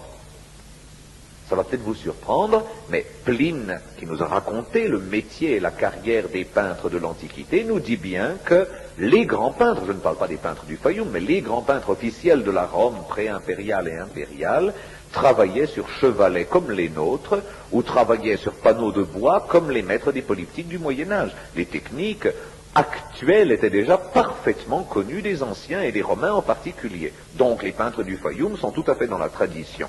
Ici, voilà un premier exemple de peinture sur toile, fait donc sur chevalet, c'est-à-dire sur une toile tendue sur un canevas. Un portrait d'ailleurs extraordinaire de vie, je pense que vous serez d'accord avec moi. Parmi les 792, c'est peut-être celui qui aboie le plus.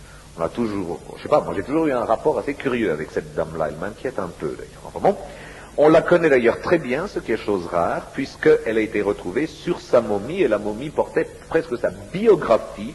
Il s'agit d'une dame de naissance grecque, mais d'état-major, d'état civil romain, qui était d'excellente famille, c'est elle qui le dit, mais que des difficultés financières ont obligé à s'engager comme professeur de lettres grecques auprès d'une famille romaine.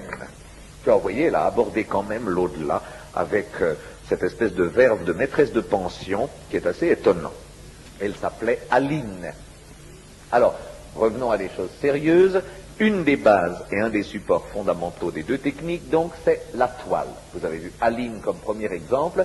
Voilà ce jeune homme que je vous avais déjà présenté d'ailleurs tout à l'heure comme deuxième exemple de cette peinture sur toile, support privilégié. C'est du lin toujours des toiles de lin. Et là aussi, disons-le bien, ces Romains d'Égypte ont trouvé à qui parler. Il y avait 4000 ans que les Égyptiens tissaient le lin et que bien souvent même, ils le peignaient. Les bandelettes étaient souvent polychromées. Voilà un dernier exemple sur toile. Et naturellement, ces peintures sur toile permettent une rapidité de métier beaucoup plus grande que le bois qu'il faut préparer, dont il faut attendre qu'il ait travaillé, dont il faut attendre qu'il ait séché. Donc on a aussi une spontanéité de peinture sur la toile. Ici, on est un bel exemple tout à fait remarquable. Sinon, comme je le disais tout à l'heure, le deuxième support privilégié, c'est le bois. Et parmi tous les bois, le meilleur de tous, c'est le figuier. C'est celui qui travaille le moins. Et il est de fait que l'examen des bois de portrait du Fayoum nous montre que le choix était extrêmement judicieux. Les portraits n'ont que très très peu travaillé. Ils se sont parfois fondus, ils se sont parfois cassés, je veux bien, mais il n'y a pas eu tout ce travail du bois qui a écaillé la peinture qui, elle, reste, vous le voyez, admirablement posée. Ça, c'est un très beau portrait du Musée national d'Athènes. Voilà un autre exemple sur bois que je vous montre parce que, à la fois, c'est une œuvre superbe. C'est une enfant de 11 ans qui possédait ce portrait-là. Mais je vous le montre parce qu'il est archéologiquement très curieux. Je m'explique. Vous savez que dans l'Égypte antique, le bois était beaucoup plus cher que n'importe quoi d'autre. Plus cher que la pierre, c'est une évidence. Plus cher que le bronze. J'ose pas vous dire plus cher que l'or, mais ça serait oratoirement assez juste. Parce qu'il n'y a pas de bois en Égypte. Dans la grande période pharaonique, vous le savez, pour faire les grands bateaux des dieux, on devait caboter jusqu'au Liban pour acheter des cèdres. En période gréco-romaine, on boisait l'Égypte, je veux bien, mais pas au point que le bois soit devenu une matière qu'on jette après usage. Donc on l'économisait. Et regardez ce portrait-là, on est un bel exemple. Vous voyez que le panneau a craqué au beau milieu. Et l'artiste a restauré avec des tout petits morceaux, parce que ce portrait, dans l'original, il ne fait pas plus de 30 cm de hauteur. Donc regardez sur ces 30 cm, la hauteur des petits morceaux, c'est 5 cm. Vous voyez les petits morceaux?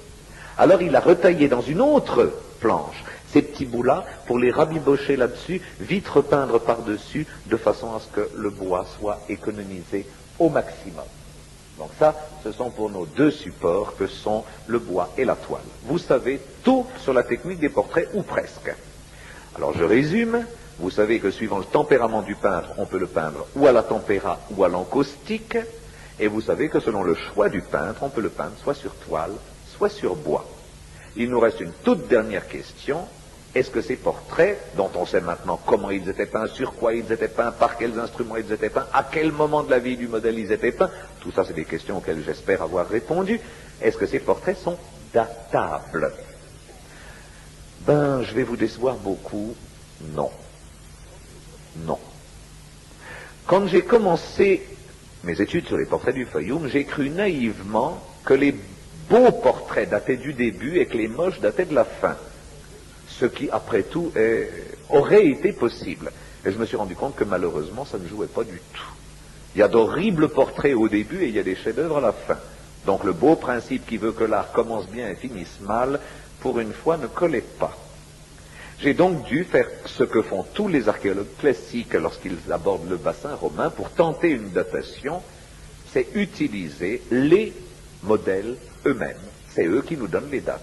Pourquoi? Parce que tout simplement, ces modèles portent des costumes. Les costumes évoluent dans le temps. Les femmes portent des bijoux et des coiffures. Et la mode existait à Rome, elle était même rapide. Nous avons un merveilleux instrument de datation, ce sont les pièces de monnaie, vous le savez bien. Sur les pièces de monnaie, on fait figurer empereur et impératrice. Les pièces de monnaie sont datées. Nous pouvons donc très bien voir que telle impératrice a mis tel type de coiffure à la mode, et en effet, toutes les dames de la cour, puis de la proche-cour, puis de la province, enfin, adoptent la même coiffure, même si elle est grotesque parfois. Les grandes coiffures faustines sont absolument ridicules. Vraiment, tout le monde les a portées, même en Égypte. Les bijoux aussi sont datables. Autrement dit, c'est sur la base de l'examen de l'évolution des modes par la numismatique et les médailles qu'on peut tenter de dater les portraits. Mais je vous dis tout de suite, cette datation n'est guère satisfaisante. Pourquoi? Le Fayoum, c'est pas la province, c'est vraiment le trou. Les modes y arrivaient des dizaines et des dizaines d'années trop tard. La datation est donc certainement extrêmement hasardeuse. C'est naturellement surtout les portraits de femmes qui permettent ces datations-là, parce que les femmes évoluent plus dans la mode que les hommes, c'est évident. Alors voilà, l'exemple type, par exemple, ici d'une coiffure du 1er siècle. Cette espèce de gros amas de faux cheveux sur la tête, puis ces bouclettes tressées sur le front, ça a été très à la mode du temps de Caligula et de Néron. De plus, le goût même des bijoux, ce goût très grec, très hellénistique des bijoux, va très bien avec l'époque de Caligula et Néron. Eh bien, cette jeune femme-là, on peut donc du coup la dater de la deuxième moitié du 1er siècle sans trop de chance d'erreur. Mais c'est une des seules, car je vous rappelle que toutes les autres, sinon, jouent avec une sorte d'aimable indifférence devant la mode. Tout de même, de temps en temps. Cette fameuse coiffure en bandeau apparaît sous les Antonins. Donc, très vraisemblablement, ce portrait-là, au moins, ne peut pas être d'avant les Antonins. Vous êtes d'accord? Il ne peut apparaître que quand la coiffure a été officialisée. Voilà donc quelque chose qui doit être un portrait datant de l'ère antonine. Mais pour être plus précis, c'est chose à peu près impossible.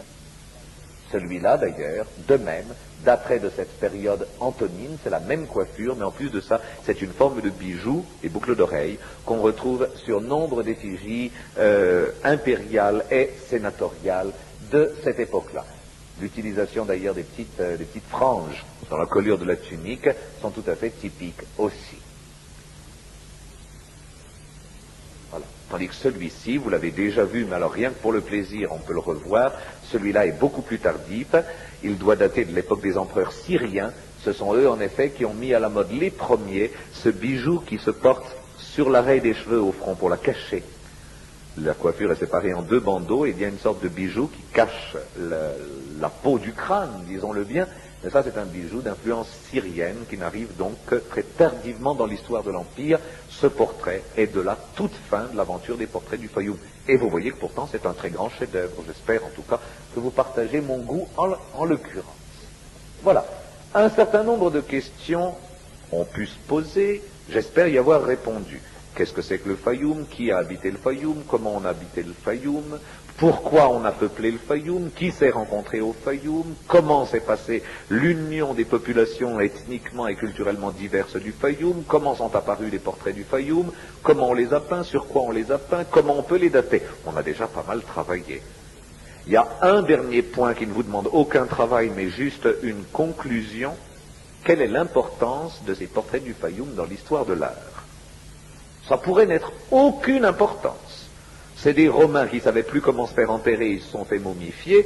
Il n'y en a jamais eu qu'au Fayoum, par conséquent, on n'a qu'à fermer le tiroir et oublier ce chapitre privilégié. Oui, mais j'aimerais que vous vous souveniez que le Fayoum a été, comme toute l'Égypte, christianisé au 1er siècle de notre ère. Et qu'à ce moment-là commence la grande aventure de l'Égypte chrétienne qu'on appelle l'Égypte copte. Je vous rappelle que l'Égypte chrétienne a été considérée un temps, même par Byzance, comme la mère de l'orthodoxie, à savoir le premier lieu où les premières images de cette religion officialisée sont apparues. Pour les Byzantins, l'iconographie chrétienne d'Égypte était considérée comme extrêmement vénérable et donc extrêmement importante. C'est un peu ma conclusion, car regardez, vous avez devant vous un des derniers portraits du Fayoum. Un portrait qui, j'avoue, depuis la première fois où je l'ai vu, jusqu'à chaque fois que j'en parle en conférence, et ça m'arrive quand même de temps en temps, me fait la même émotion. Parce que je pense que c'est un des portraits les plus visionnaires jamais peints. Or, regardez bien ce portrait et regardez ensuite ce qui va suivre. Avouez que la parenté est étonnante. Je veux dire par là que l'importance des portraits du Fayoum est extrêmement simple à mesurer. Les portraits, entre guillemets, païens du Fayoum ont donné naissance, lorsque l'Égypte s'est christianisée, aux premières icônes. Les premières icônes de l'Église chrétienne d'Égypte ont été ramenées à Byzance. Byzance en a fait l'archétype de ses premières représentations des pères de l'Église et bientôt du Christ Pantocrator. Le Christ Pantocrator est en quelque sorte, dans son image, le descendant de ces portraits du Fayoum.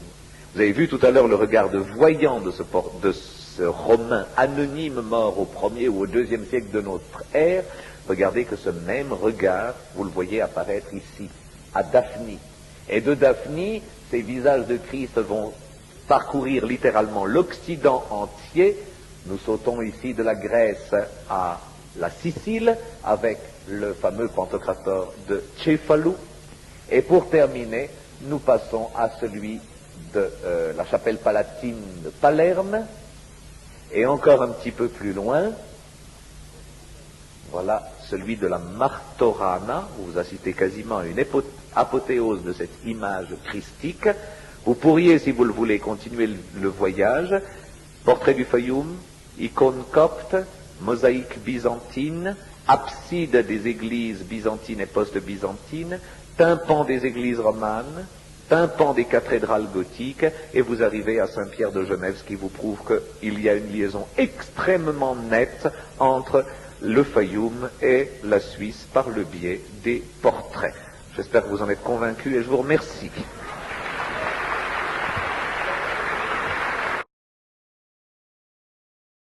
Nobles, c'est-à-dire les grands fonctionnaires des pharaons des 3e, 4e, 5e dynasties, bref, des pharaons qui ont construit les pyramides, les nobles se sont souvenus de la beauté du Fayoum et du bonheur de vivre au Fayoum.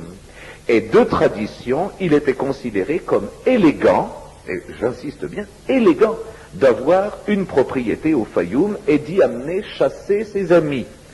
Je le signale parce que s'il y en a parmi vous qui ont connu les derniers fastes de l'Égypte dans les dernières années royales, c'est-à-dire il n'y a pas si longtemps que ça, vous saurez qu'il était encore élégant dans les années 1940-1950 d'emmener chasser ses amis suisses au Fayoum.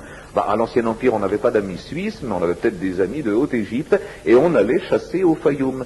Et vous avez certainement vu dans les mastabas ces bas-reliefs admirables montrant les chasses aux oiseaux, notamment la chasse au boomerang, ou ces pêches miraculeuses au harpon. Bien souvent, elles avaient pour décor le Fayoum. Tout cela pour vous dire qu'il y a une tradition archéologique au Fayoum qui est presque ininterrompue depuis les villages proto-historiques de Kasres Zaga, dont je vous parlais tout à l'heure, jusqu'à la période romaine que tout à l'heure nous allons aborder. Nous avons des installations remontant à l'Ancien Empire dans ce Fayoum. Vous n'en saviez rien, me direz-vous? Peu de gens le savent, car le Fayoum, et je pense que c'est le moment de le dire maintenant, est encore une région archéologiquement marginale. La richesse de l'Égypte, la richesse du sous-sol égyptien, archéologiquement parlant, est telle que pour des années et des années encore, Luxor, l'antique Thèbes, Memphis, l'antique ville de Ptah, ont trop à nous donner pour que, les moyens étant ce qu'ils sont, on puisse aller fouiller au Fayoum. Mais j'ose espérer qu'un temps viendra où on rendra justice à cette province extraordinaire. Donc, installation à l'Ancien Empire. L'Ancien Empire passe, il dure quelques siècles, nous arrivons au cap de 2000 avant Jésus-Christ, au Moyen Empire. Le phénomène de cette faveur du Fayoum ne fait que s'intensifier. Ce qui est incroyable, si vous vous souvenez que les pharaons du Moyen Empire quittent Memphis, une ville relativement proche du Fayoum, disons-le bien, pour aller s'installer en Haute-Égypte, c'est-à-dire à Thèbes, à des centaines de kilomètres de là. À plus forte raison, dès le Moyen Empire, le Fayoum aurait dû tomber dans l'oubli et la provincialité. Eh bien, de nouveau, non, les pharaons du Moyen Empire vont doter, et particulièrement richement doter le Fayoum. Pourquoi ? Parce que vous le savez bien, l'Égypte était jusqu'alors la proie des caprices du Nil et de ses crues. Une bonne crue, on mangeait, une mauvaise crue, on ne mangeait pas. Donc on avait faim, donc on tombait malade, donc on mourait, et c'était les fameuses épidémies, les vaches maigres, dont vous connaissez, ne serait-ce que par la Bible, l'effroyable témoignage. Les pharaons du Moyen Empire ont compris l'utilité de ce lac permanent qu'est le lac Karun, qui existait déjà. Et ils ont, eux, commencé ce système de... Vous voyez les petits morceaux? Alors il a retaillé dans une autre planche ces petits bouts-là pour les rabibocher là-dessus, vite repeindre par-dessus, de façon à ce que le bois soit économisé au maximum. Donc ça, ce sont pour nos deux supports que sont le bois et la toile. Vous savez tout sur la technique des portraits, ou presque. Alors je résume. Vous savez que suivant le tempérament du peintre, on peut le peindre ou à la tempéra ou à l'encaustique. Et vous savez que selon le choix du peintre, on peut le peindre soit sur toile, soit sur bois. Il nous reste une toute dernière question. Est-ce que ces portraits, dont on sait maintenant comment ils étaient peints, sur quoi ils étaient peints, par quels instruments ils étaient peints, à quel moment de la vie du modèle ils étaient peints, tout ça c'est des questions auxquelles j'espère avoir répondu. Est-ce que ces portraits sont datables? Je vais vous décevoir beaucoup. Non. Non. Quand j'ai commencé mes études sur les portraits du Fayoum, j'ai cru naïvement que les beaux portraits dataient du début et que les moches dataient de la fin. Ce qui, après tout, aurait été possible. Et je me suis rendu compte que malheureusement, ça ne jouait pas du tout. Il y a d'horribles portraits au début et il y a des chefs-d'œuvre à la fin. Donc le beau principe qui veut que l'art commence bien et finisse mal, pour une fois, ne collait pas. J'ai donc dû faire ce que font tous les archéologues classiques lorsqu'ils abordent le bassin romain pour tenter une datation, c'est utiliser les modèles eux-mêmes. C'est eux qui nous donnent les dates. Pourquoi? Parce que tout simplement, ces modèles portent des costumes évoluent dans le temps. Les femmes portent des bijoux et des coiffures, et la mode existait à Rome, elle était même rapide. Nous avons un merveilleux instrument de datation, ce sont les pièces de monnaie, vous le savez bien. Sur les pièces de monnaie, on fait figurer empereur et impératrice. Les pièces de monnaie sont datées. Nous pouvons donc très bien voir que telle impératrice a mis tel type de coiffure à la mode, et en effet, toutes les dames de la cour, puis de la proche-cour, puis de la province enfin, adoptent la même coiffure, même si elle est grotesque parfois. Les grandes coiffures faustines sont absolument ridicules. Vraiment, tout le monde les a portées, même en Égypte. Les bijoux aussi sont datables. Autrement dit, c'est sur la base de l'examen de l'évolution des modes par la numismatique et les médailles qu'on peut tenter de dater les portraits. Mais je vous dis tout de suite, cette datation n'est guère satisfaisante. Pourquoi? Le Fayoum, c'est pas la province, c'est vraiment le trou. Les modes y arrivaient des dizaines et des dizaines d'années trop tard. La datation est donc certainement extrêmement hasardeuse. C'est naturellement surtout les portraits de femmes qui permettent ces datations-là, parce que les femmes évoluent plus dans la mode que les hommes, c'est évident. Alors voilà l'exemple type, par exemple, ici d'une coiffure du 1er siècle. Cette espèce de gros amas de faux cheveux sur la tête, puis ces bouclettes pressées sur le dotateur, n'est-ce pas, ont construit, pour qu'on puisse cultiver leur fayoum, des villes entières pour les travailleurs qu'on installait là-bas. Des villes dont certaines ont eu une importance capitale. Tellement capitale que certains de ces pharaons n'ont pas hésité à occuper les abords même des villes qu'ils avaient fondées pour construire leur ensemble funéraire, à savoir leur propre pyramide. De ces villes-là, il ne reste aujourd'hui rien.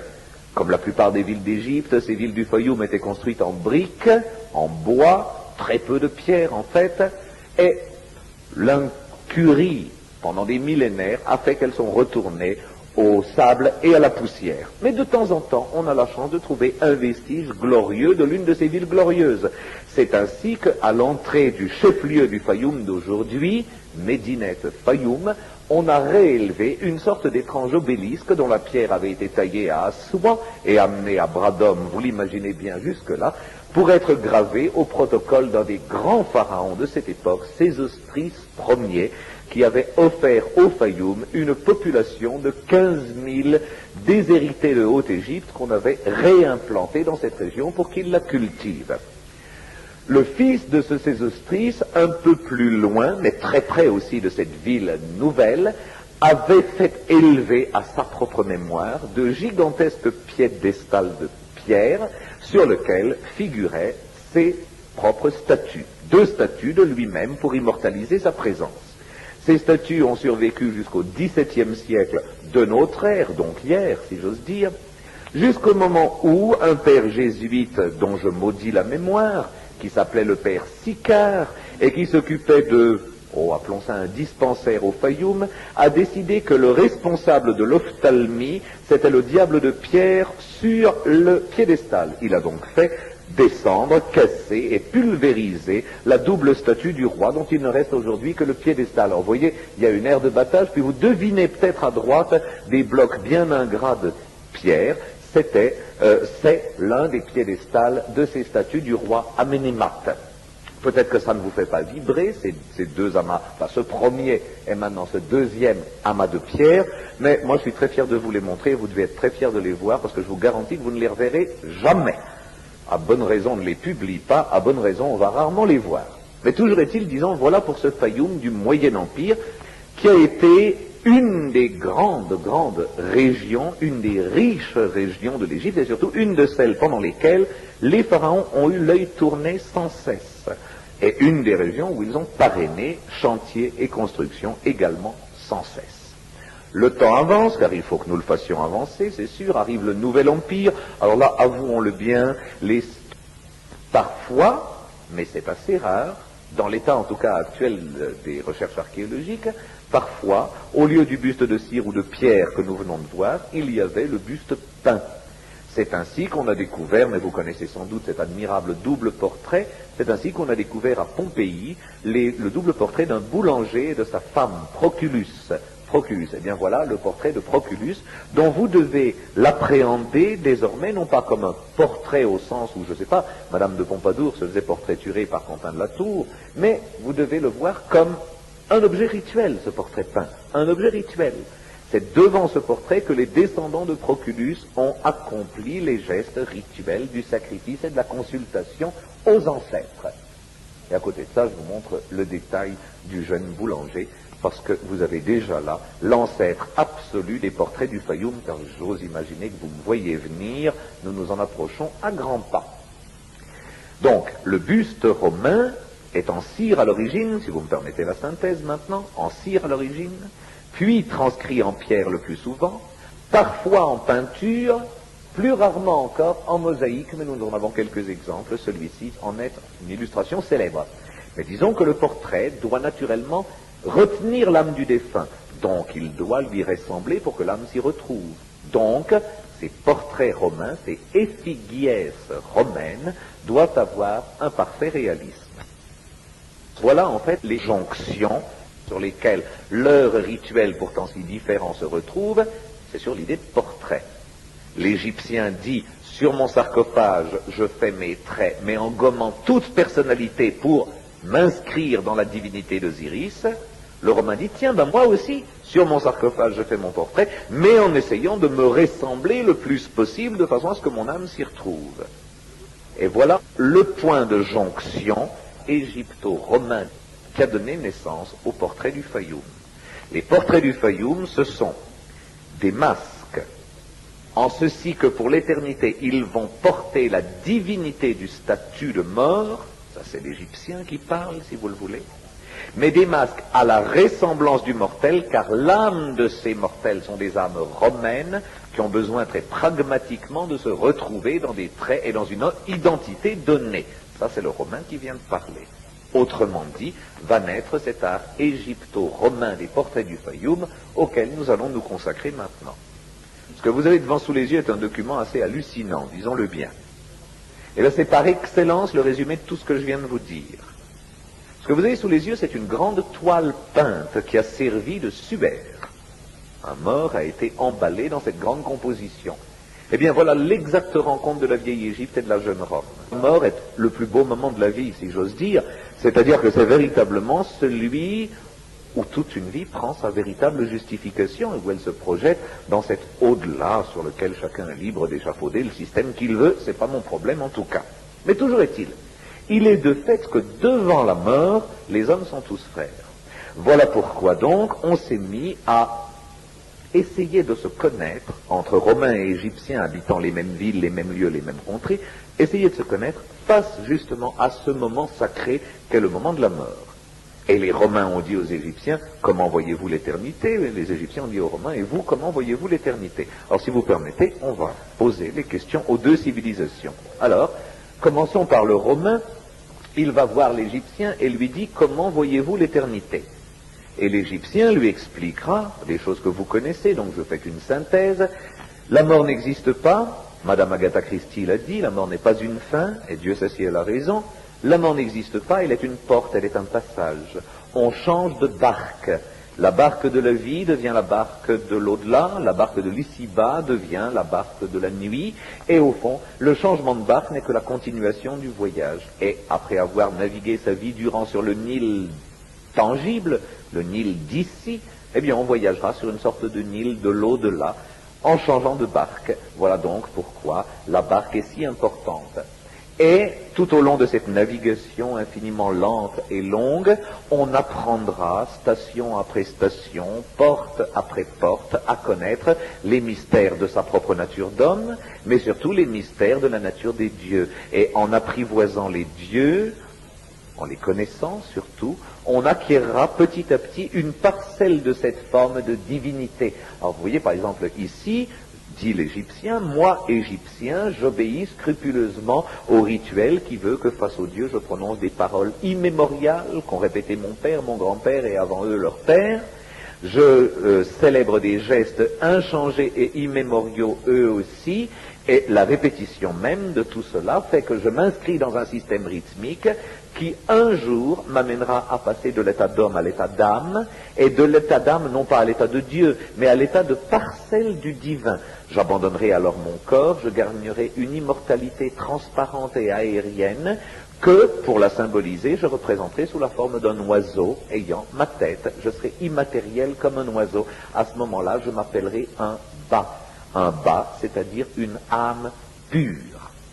Et lorsque je serai une âme pure, alors j'arriverai devant Osiris, maître de toutes ces âmes pures, maître de toutes les âmes qui ont franchi les portes dont je vous parlais tout à l'heure, ces portes occidentales, et le vrai miracle sera qu'Osiris me donne les dieux qui ont fait brève carrière et que je viens de vous présenter. Puis soudain, une idée est venue. Il y a un seul moment où nous sommes tous des frères. protestants ou catholiques, musulmans ou bouddhistes, jaïnes ou parsis, il y a un moment où on se retrouve tous, c'est le moment où on va mourir, mesdames et messieurs. Parce que voyez-vous, à ce moment-là, sa confession et sa culture comptent bien peu. Les problèmes sont les mêmes pour tous, l'appréhension est la même pour tous, les solutions après tout sont également les mêmes pour tous. Le moment de la mort est le plus beau moment de la vie, si j'ose dire, c'est-à-dire que c'est véritablement celui où toute une vie prend sa véritable justification et où elle se projette dans cet au-delà sur lequel chacun est libre d'échafauder le système qu'il veut, c'est pas mon problème en tout cas. Mais toujours est-il, il est de fait que devant la mort, les hommes sont tous frères. Voilà pourquoi donc on s'est mis à essayer de se connaître entre Romains et Égyptiens habitant les mêmes villes, les mêmes lieux, les mêmes contrées, essayer de se connaître face justement à ce moment sacré qu'est le moment de la mort. Et les Romains ont dit aux Égyptiens, comment voyez-vous l'éternité? Les Égyptiens ont dit aux Romains, et vous, comment voyez-vous l'éternité? Alors si vous permettez, on va poser les questions aux deux civilisations. Alors, commençons par le Romain. Il va voir l'Égyptien et lui dit, comment voyez-vous l'éternité? Et l'Égyptien lui expliquera des choses que vous connaissez, donc je fais qu'une synthèse. La mort n'existe pas, Madame Agatha Christie l'a dit, la mort n'est pas une fin, et Dieu sait si elle a raison. La mort n'existe pas, elle est une porte, elle est un passage. On change de barque. La barque de la vie devient la barque de l'au-delà, la barque de l'ici-bas devient la barque de la nuit, et au fond, le changement de barque n'est que la continuation du voyage. Et après avoir navigué sa vie durant sur le Nil tangible, le Nil d'ici, eh bien on voyagera sur une sorte de Nil de l'au-delà, en changeant de barque. Voilà donc pourquoi la barque est si importante. Et tout au long de cette navigation infiniment lente et longue, on apprendra, station après station, porte après porte, à connaître les mystères de sa propre nature d'homme, mais surtout les mystères de la nature des dieux. Et en apprivoisant les dieux, en les connaissant surtout, on acquérera petit à petit une parcelle de cette forme de divinité. Alors vous voyez par exemple ici, dit l'Égyptien, moi, Égyptien, j'obéis scrupuleusement au rituel qui veut que face aux dieux, je prononce des paroles immémoriales qu'ont répétées mon père, mon grand-père et avant eux leur père. Je célèbre des gestes inchangés et immémoriaux eux aussi, et la répétition même de tout cela fait que je m'inscris dans un système rythmique qui un jour m'amènera à passer de l'état d'homme à l'état d'âme, et de l'état d'âme non pas à l'état de Dieu, mais à l'état de parcelle du Dieu. Là sont coutumiers en terre du Fayoum. Puis, sans entrer dans d'immenses détails, c'est une fresque un peu rapide que je brosse pour l'instant, le Fayoum a abordé avec le reste de l'Égypte le début de l'histoire pharaonique. Capitale Memphis, les premières dynasties, la construction des pyramides, les règnes de Khéops, Képhren, Mykérinos et bien d'autres. L'histoire s'étant déplacée aux environs de Memphis, on pourrait penser que le Fayoum a été abandonné et que le Fayoum est devenu la province. Eh bien pas du tout.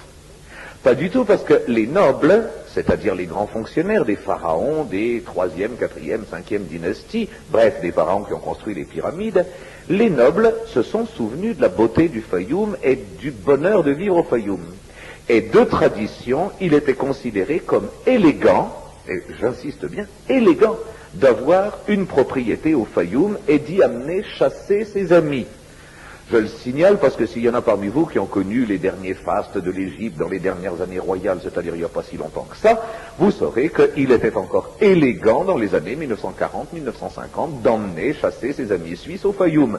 À l'Ancien Empire, on n'avait pas d'amis suisses, mais on avait peut-être des amis de Haute-Égypte, et on allait chasser au Fayoum.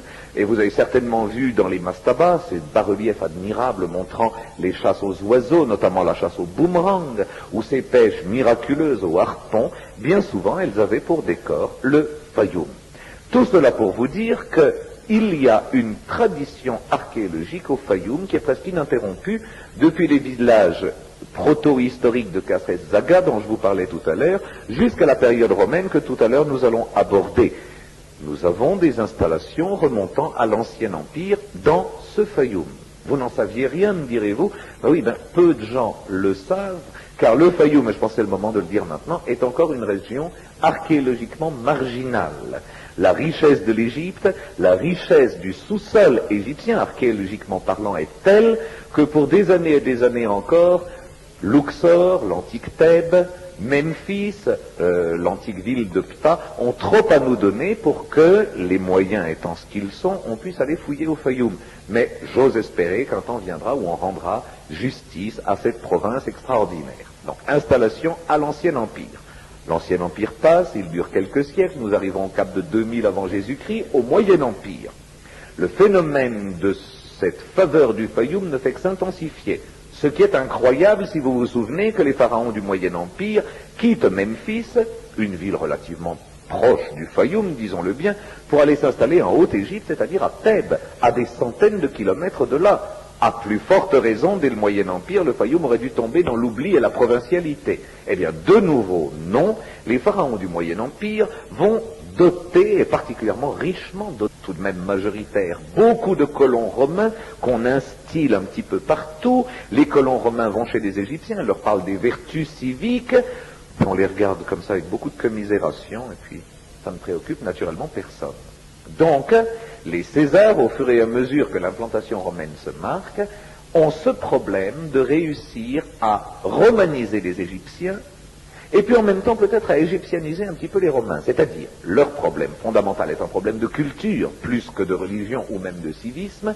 Il faut trouver un terrain d'entente entre les Égyptiens maîtres du sol d'Égypte et les Romains maîtres des Égyptiens. Et donc, par contre-coup du sol d'Égypte, vous comprenez ? Il faut créer un syncrétisme, il faut créer un carrefour, il faut créer une union entre les deux. Les mariages, non. Les Romains ne veulent pas épouser l'Égyptienne, les Égyptiennes ne veulent surtout pas de mari romain. C'est très rare, les unions mixtes. Le mariage n'est pas possible. La culture, c'est difficile.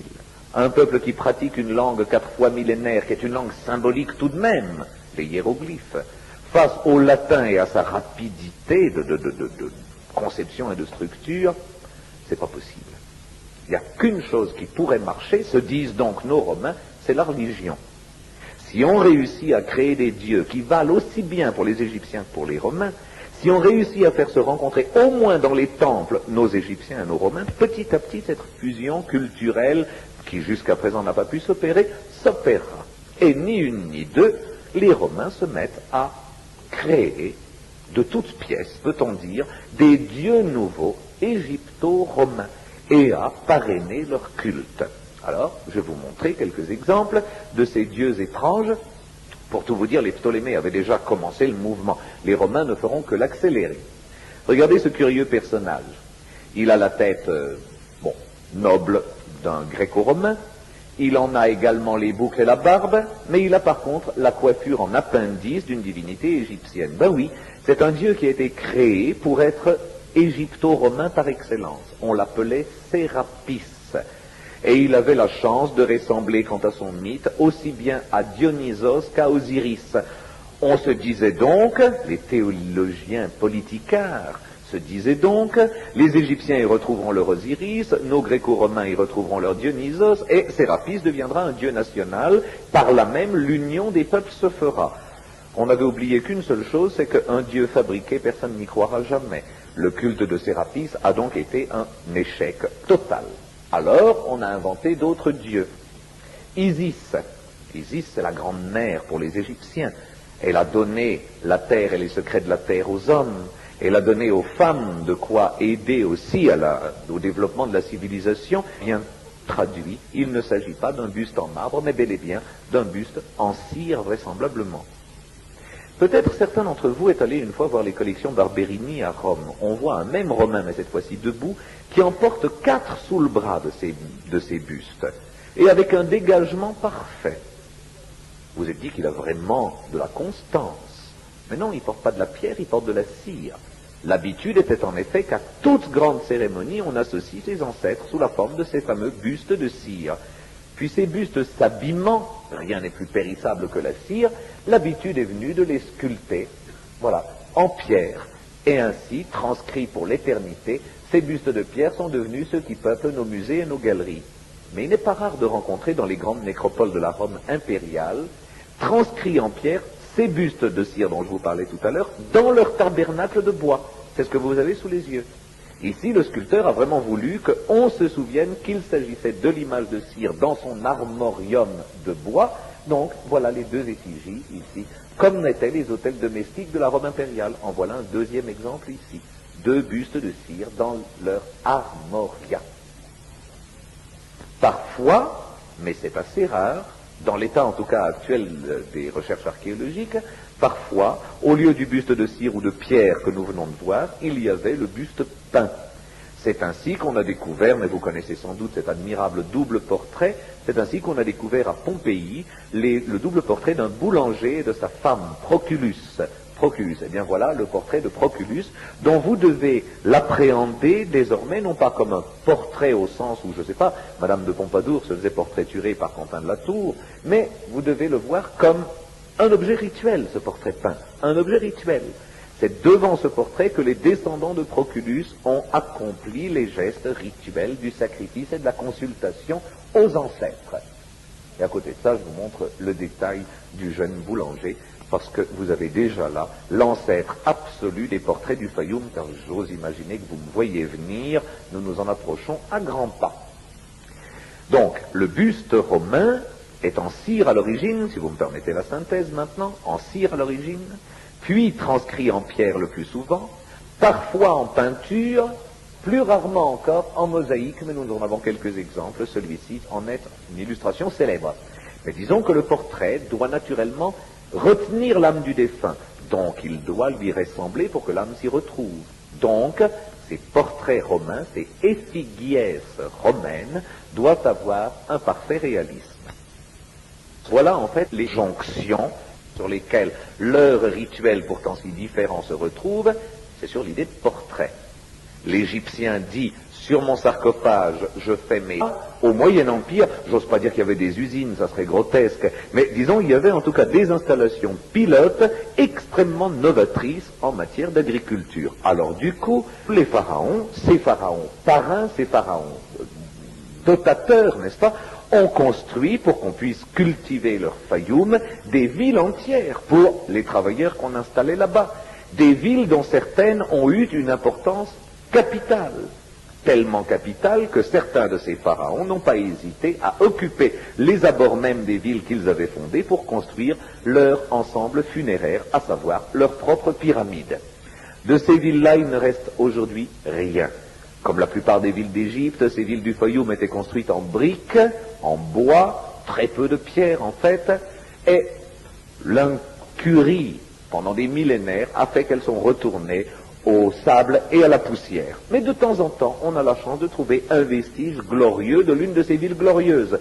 C'est ainsi qu'à l'entrée du chef-lieu du Fayoum d'aujourd'hui, Médinet Fayoum, on a réélevé une sorte d'étrange obélisque dont la pierre avait été taillée à Assouan et amenée à bras d'homme, vous l'imaginez bien jusque-là, pour être gravée au protocole d'un des grands pharaons de cette époque, Sésostris Ier, qui avait offert au Fayoum une population de 15 000 déshérités de Haute-Égypte qu'on avait réimplantés dans cette région pour qu'ils la cultivent.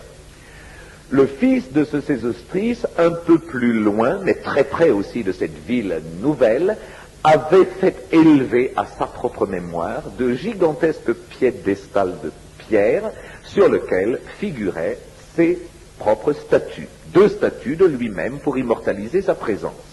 Ces statues ont survécu jusqu'au XVIIe siècle de notre ère, donc hier, si j'ose dire, jusqu'au moment où un père jésuite dont je maudis la mémoire, qui s'appelait le père Sicard, et qui s'occupait de, appelons ça un dispensaire au Fayoum, a décidé que le responsable de l'ophtalmie, c'était le diable de pierre sur le piédestal. Il a donc fait descendre, casser et pulvériser la double statue du roi, dont il ne reste aujourd'hui que le piédestal. Alors vous voyez, il y a une aire de battage, puis vous devinez peut-être à droite des blocs bien ingrats de pierre.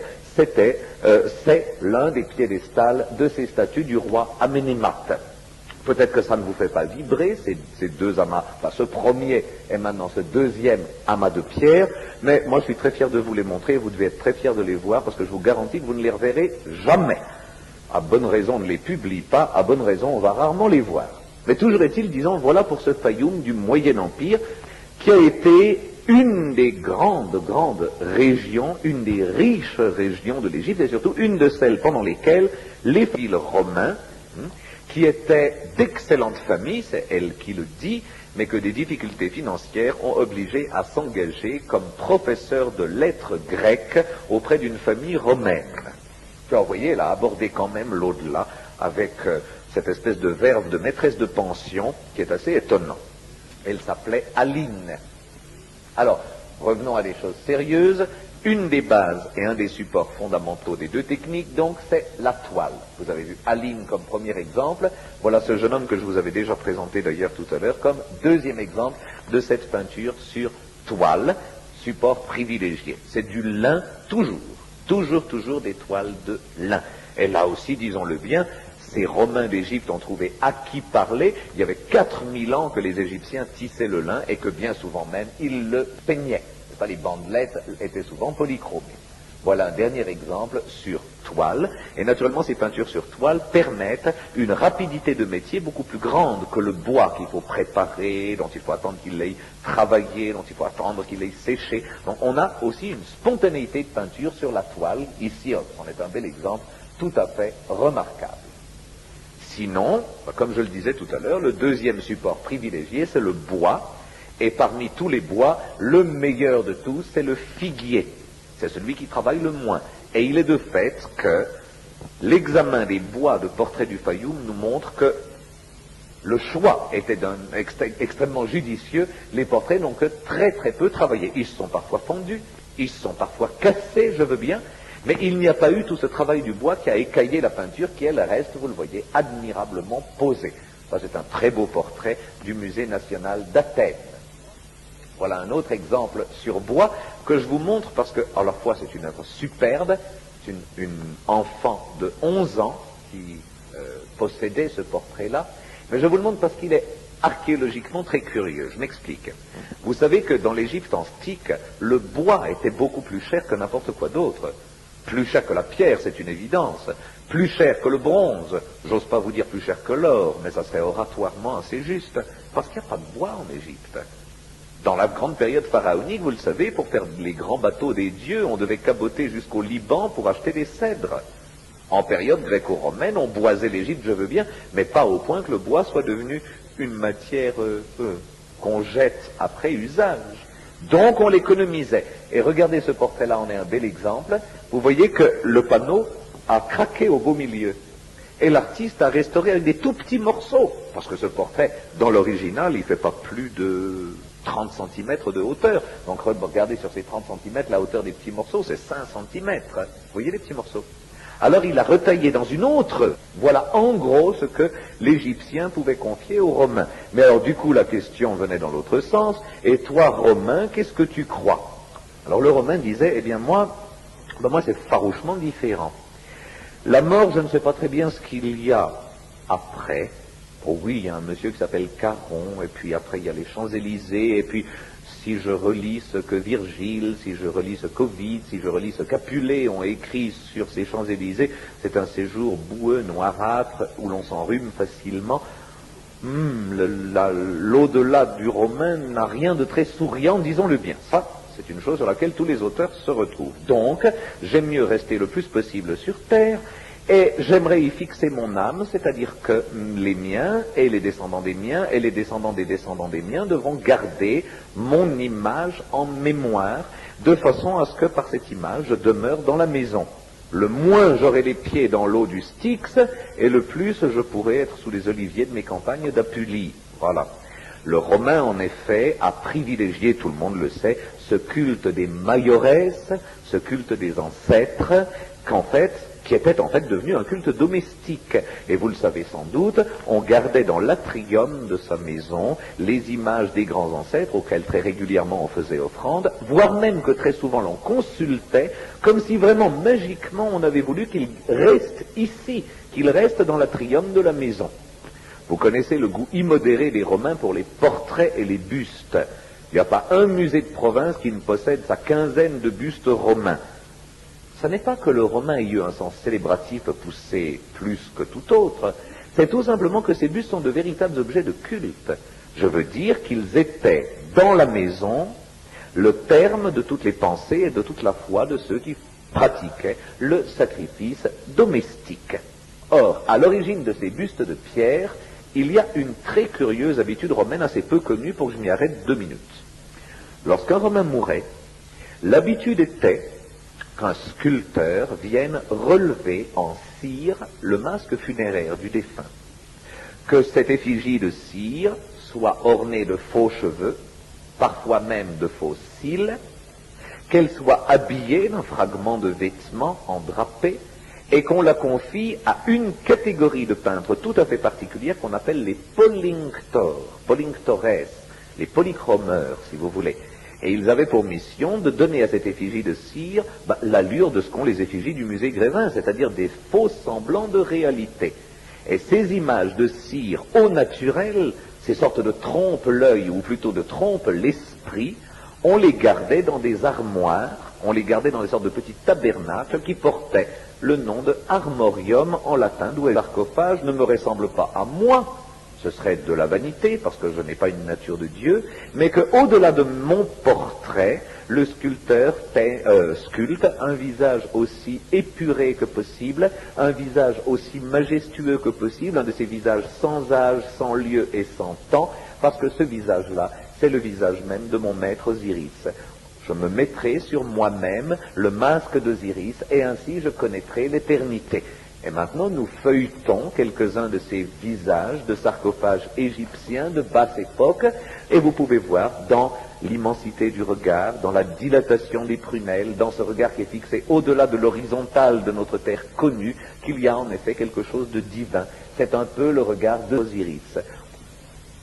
J'aspire à être un Dieu, donc j'aspire à passer la porte qui me mènera, épreuve après épreuve, épuration après épuration, à ce statut d'Osiris dont je vous parlais tout à l'heure. Voilà en gros ce que l'Égyptien pouvait confier aux Romains. Mais alors du coup la question venait dans l'autre sens, et toi Romain, qu'est-ce que tu crois? Alors le Romain disait, eh bien moi c'est farouchement différent. La mort, je ne sais pas très bien ce qu'il y a après. Oh oui, il y a un monsieur qui s'appelle Caron, et puis après il y a les Champs-Élysées, et puis si je relis ce que Virgile, si je relis ce qu'Ovide, si je relis ce qu'Apulée ont écrit sur ces Champs-Élysées, c'est un séjour boueux, noirâtre, où l'on s'enrhume facilement. L'au-delà du romain n'a rien de très souriant, disons-le bien. Ça, c'est une chose sur laquelle tous les auteurs se retrouvent. Donc, j'aime mieux rester le plus possible sur terre, et j'aimerais y fixer mon âme, c'est-à-dire que les miens et les descendants des miens et les descendants des miens devront garder mon image en mémoire, de façon à ce que par cette image je demeure dans la maison. Le moins j'aurai les pieds dans l'eau du Styx, et le plus je pourrai être sous les oliviers de mes campagnes d'Apulie. Voilà.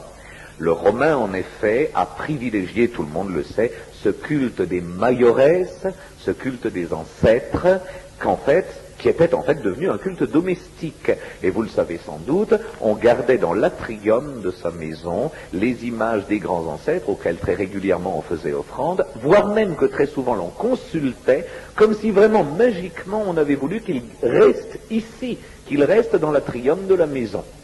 Vous connaissez le goût immodéré des Romains pour les portraits et les bustes.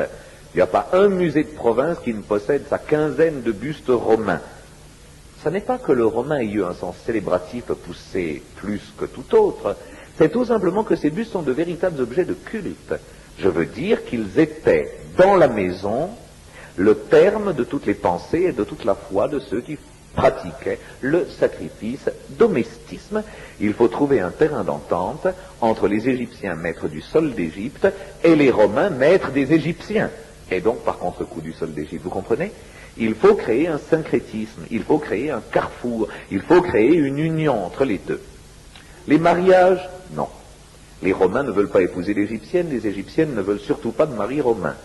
C'est très rare, les unions mixtes. Le mariage n'est pas possible. La culture, c'est difficile. Un peuple qui pratique une langue 4 fois millénaire, qui est une langue symbolique tout de même, les hiéroglyphes, face au latin et à sa rapidité de conception et de structure, c'est pas possible. Il n'y a qu'une chose qui pourrait marcher, se disent donc nos Romains, c'est la religion. Si on réussit à créer des dieux qui valent aussi bien pour les Égyptiens que pour les Romains, si on réussit à faire se rencontrer au moins dans les temples nos Égyptiens et nos Romains, petit à petit cette fusion culturelle qui jusqu'à présent n'a pas pu s'opérer, s'opérera. Et ni une ni deux, les Romains se mettent à créer de toutes pièces, peut-on dire, des dieux nouveaux égypto-romains et à parrainer leur culte. Alors, je vais vous montrer quelques exemples de ces dieux étranges. Pour tout vous dire, les Ptolémées avaient déjà commencé le mouvement. Les Romains ne feront que l'accélérer.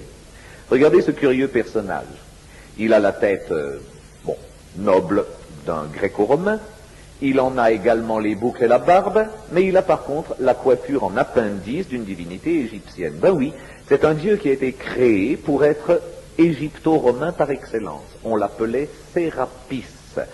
Et il avait la chance de ressembler, quant à son mythe, aussi bien à Dionysos qu'à Osiris. On se disait donc, les théologiens politicards se disaient donc, les Égyptiens y retrouveront leur Osiris, nos Gréco-Romains y retrouveront leur Dionysos, et Sérapis deviendra un dieu national, par là même l'union des peuples se fera. On avait oublié qu'une seule chose, c'est qu'un dieu fabriqué, personne n'y croira jamais. Le culte de Sérapis a donc été un échec total.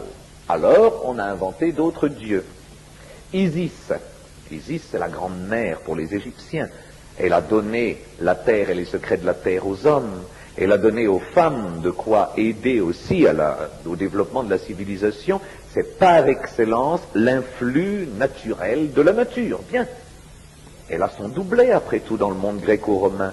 Aphrodite a fait la même chose, le don de la quenouille par Aphrodite, la fameuse Aphrodite ilicienne, en est un bon exemple. Alors pourquoi ne pas marier deux déesses ensemble? Puisque un dieu nouveau, ça ne marche pas, Sérapis, créons Isis-Aphrodite, et ça marchera. Ça n'a pas marché. Ça n'a absolument pas marché. Alors on s'est dit, il faut arrêter avec les 30 cm, la hauteur des petits morceaux, c'est 5 cm. Vous voyez les petits morceaux? Alors il a retaillé dans une autre planche ces petits bouts-là pour les rabibocher là-dessus, vite repeindre par-dessus, de façon à ce que le bois soit économisé au maximum. Donc ça, ce sont pour nos deux supports que sont le bois et la toile. Vous savez tout sur la technique des portraits, ou presque. Alors je résume. Vous savez que suivant le tempérament du peintre, on peut le peindre ou à la tempéra ou à l'encaustique. Et vous savez que selon le choix du peintre, on peut le peindre soit sur toile, soit sur bois. Il nous reste une toute dernière question. Est-ce que ces portraits, dont on sait maintenant comment ils étaient peints, sur quoi ils étaient peints, par quels instruments ils étaient peints, à quel moment de la vie du modèle ils étaient peints, tout ça c'est des questions auxquelles j'espère avoir répondu. Est-ce que ces portraits sont datables? Je vais vous décevoir beaucoup. Non. Non. Quand j'ai commencé mes études sur les portraits du Fayoum, j'ai cru naïvement que les beaux portraits dataient du début et que les moches dataient de la fin. Ce qui, après tout, aurait été possible. Et je me suis rendu compte que malheureusement, ça ne jouait pas du tout. Il y a d'horribles portraits au début et il y a des chefs-d'œuvre à la fin. Donc le beau principe qui veut que l'art commence bien et finisse mal, pour une fois, ne collait pas. J'ai donc dû faire ce que font tous les archéologues classiques lorsqu'ils abordent le bassin romain pour tenter une datation, c'est utiliser les modèles eux-mêmes. C'est eux qui nous donnent les dates. Pourquoi? Parce que tout simplement, ces modèles portent des costumes. Les costumes évoluent dans le temps. Les femmes portent des bijoux et des coiffures. Et la mode existait à Rome, elle était même rapide. Nous avons un merveilleux instrument de datation, ce sont les pièces de monnaie, vous le savez bien. Sur les pièces de monnaie, on fait figurer empereur et impératrice. Les pièces de monnaie sont datées. Nous pouvons donc très bien voir que telle impératrice a mis tel type de coiffure à la mode, et en effet, toutes les dames de la cour, puis de l'approche cour, puis de la province enfin, adoptent la même coiffure, même si elle est grotesque parfois. Les grandes coiffures faustines sont absolument ridicules. Vraiment, tout le monde les a portées, même en Égypte. Les bijoux aussi sont datables. Autrement dit, c'est sur la base de l'examen de l'évolution des modes par la numismatique et les médailles qu'on peut tenter de dater les portraits. Mais je vous dis tout de suite, cette datation n'est guère satisfaisante. Pourquoi? Le Fayoum, c'est pas la province, c'est vraiment le trou. Les modes y arrivaient des dizaines et des dizaines d'années trop tard. La datation est donc certainement extrêmement hasardeuse. C'est naturellement surtout les portraits de femmes qui permettent ces datations-là, parce que les femmes évoluent plus dans la mode que les hommes, c'est évident. Alors voilà, L'exemple type, par exemple, ici d'une coiffure du 1er siècle. Cette espèce de gros amas de faux cheveux sous la tête,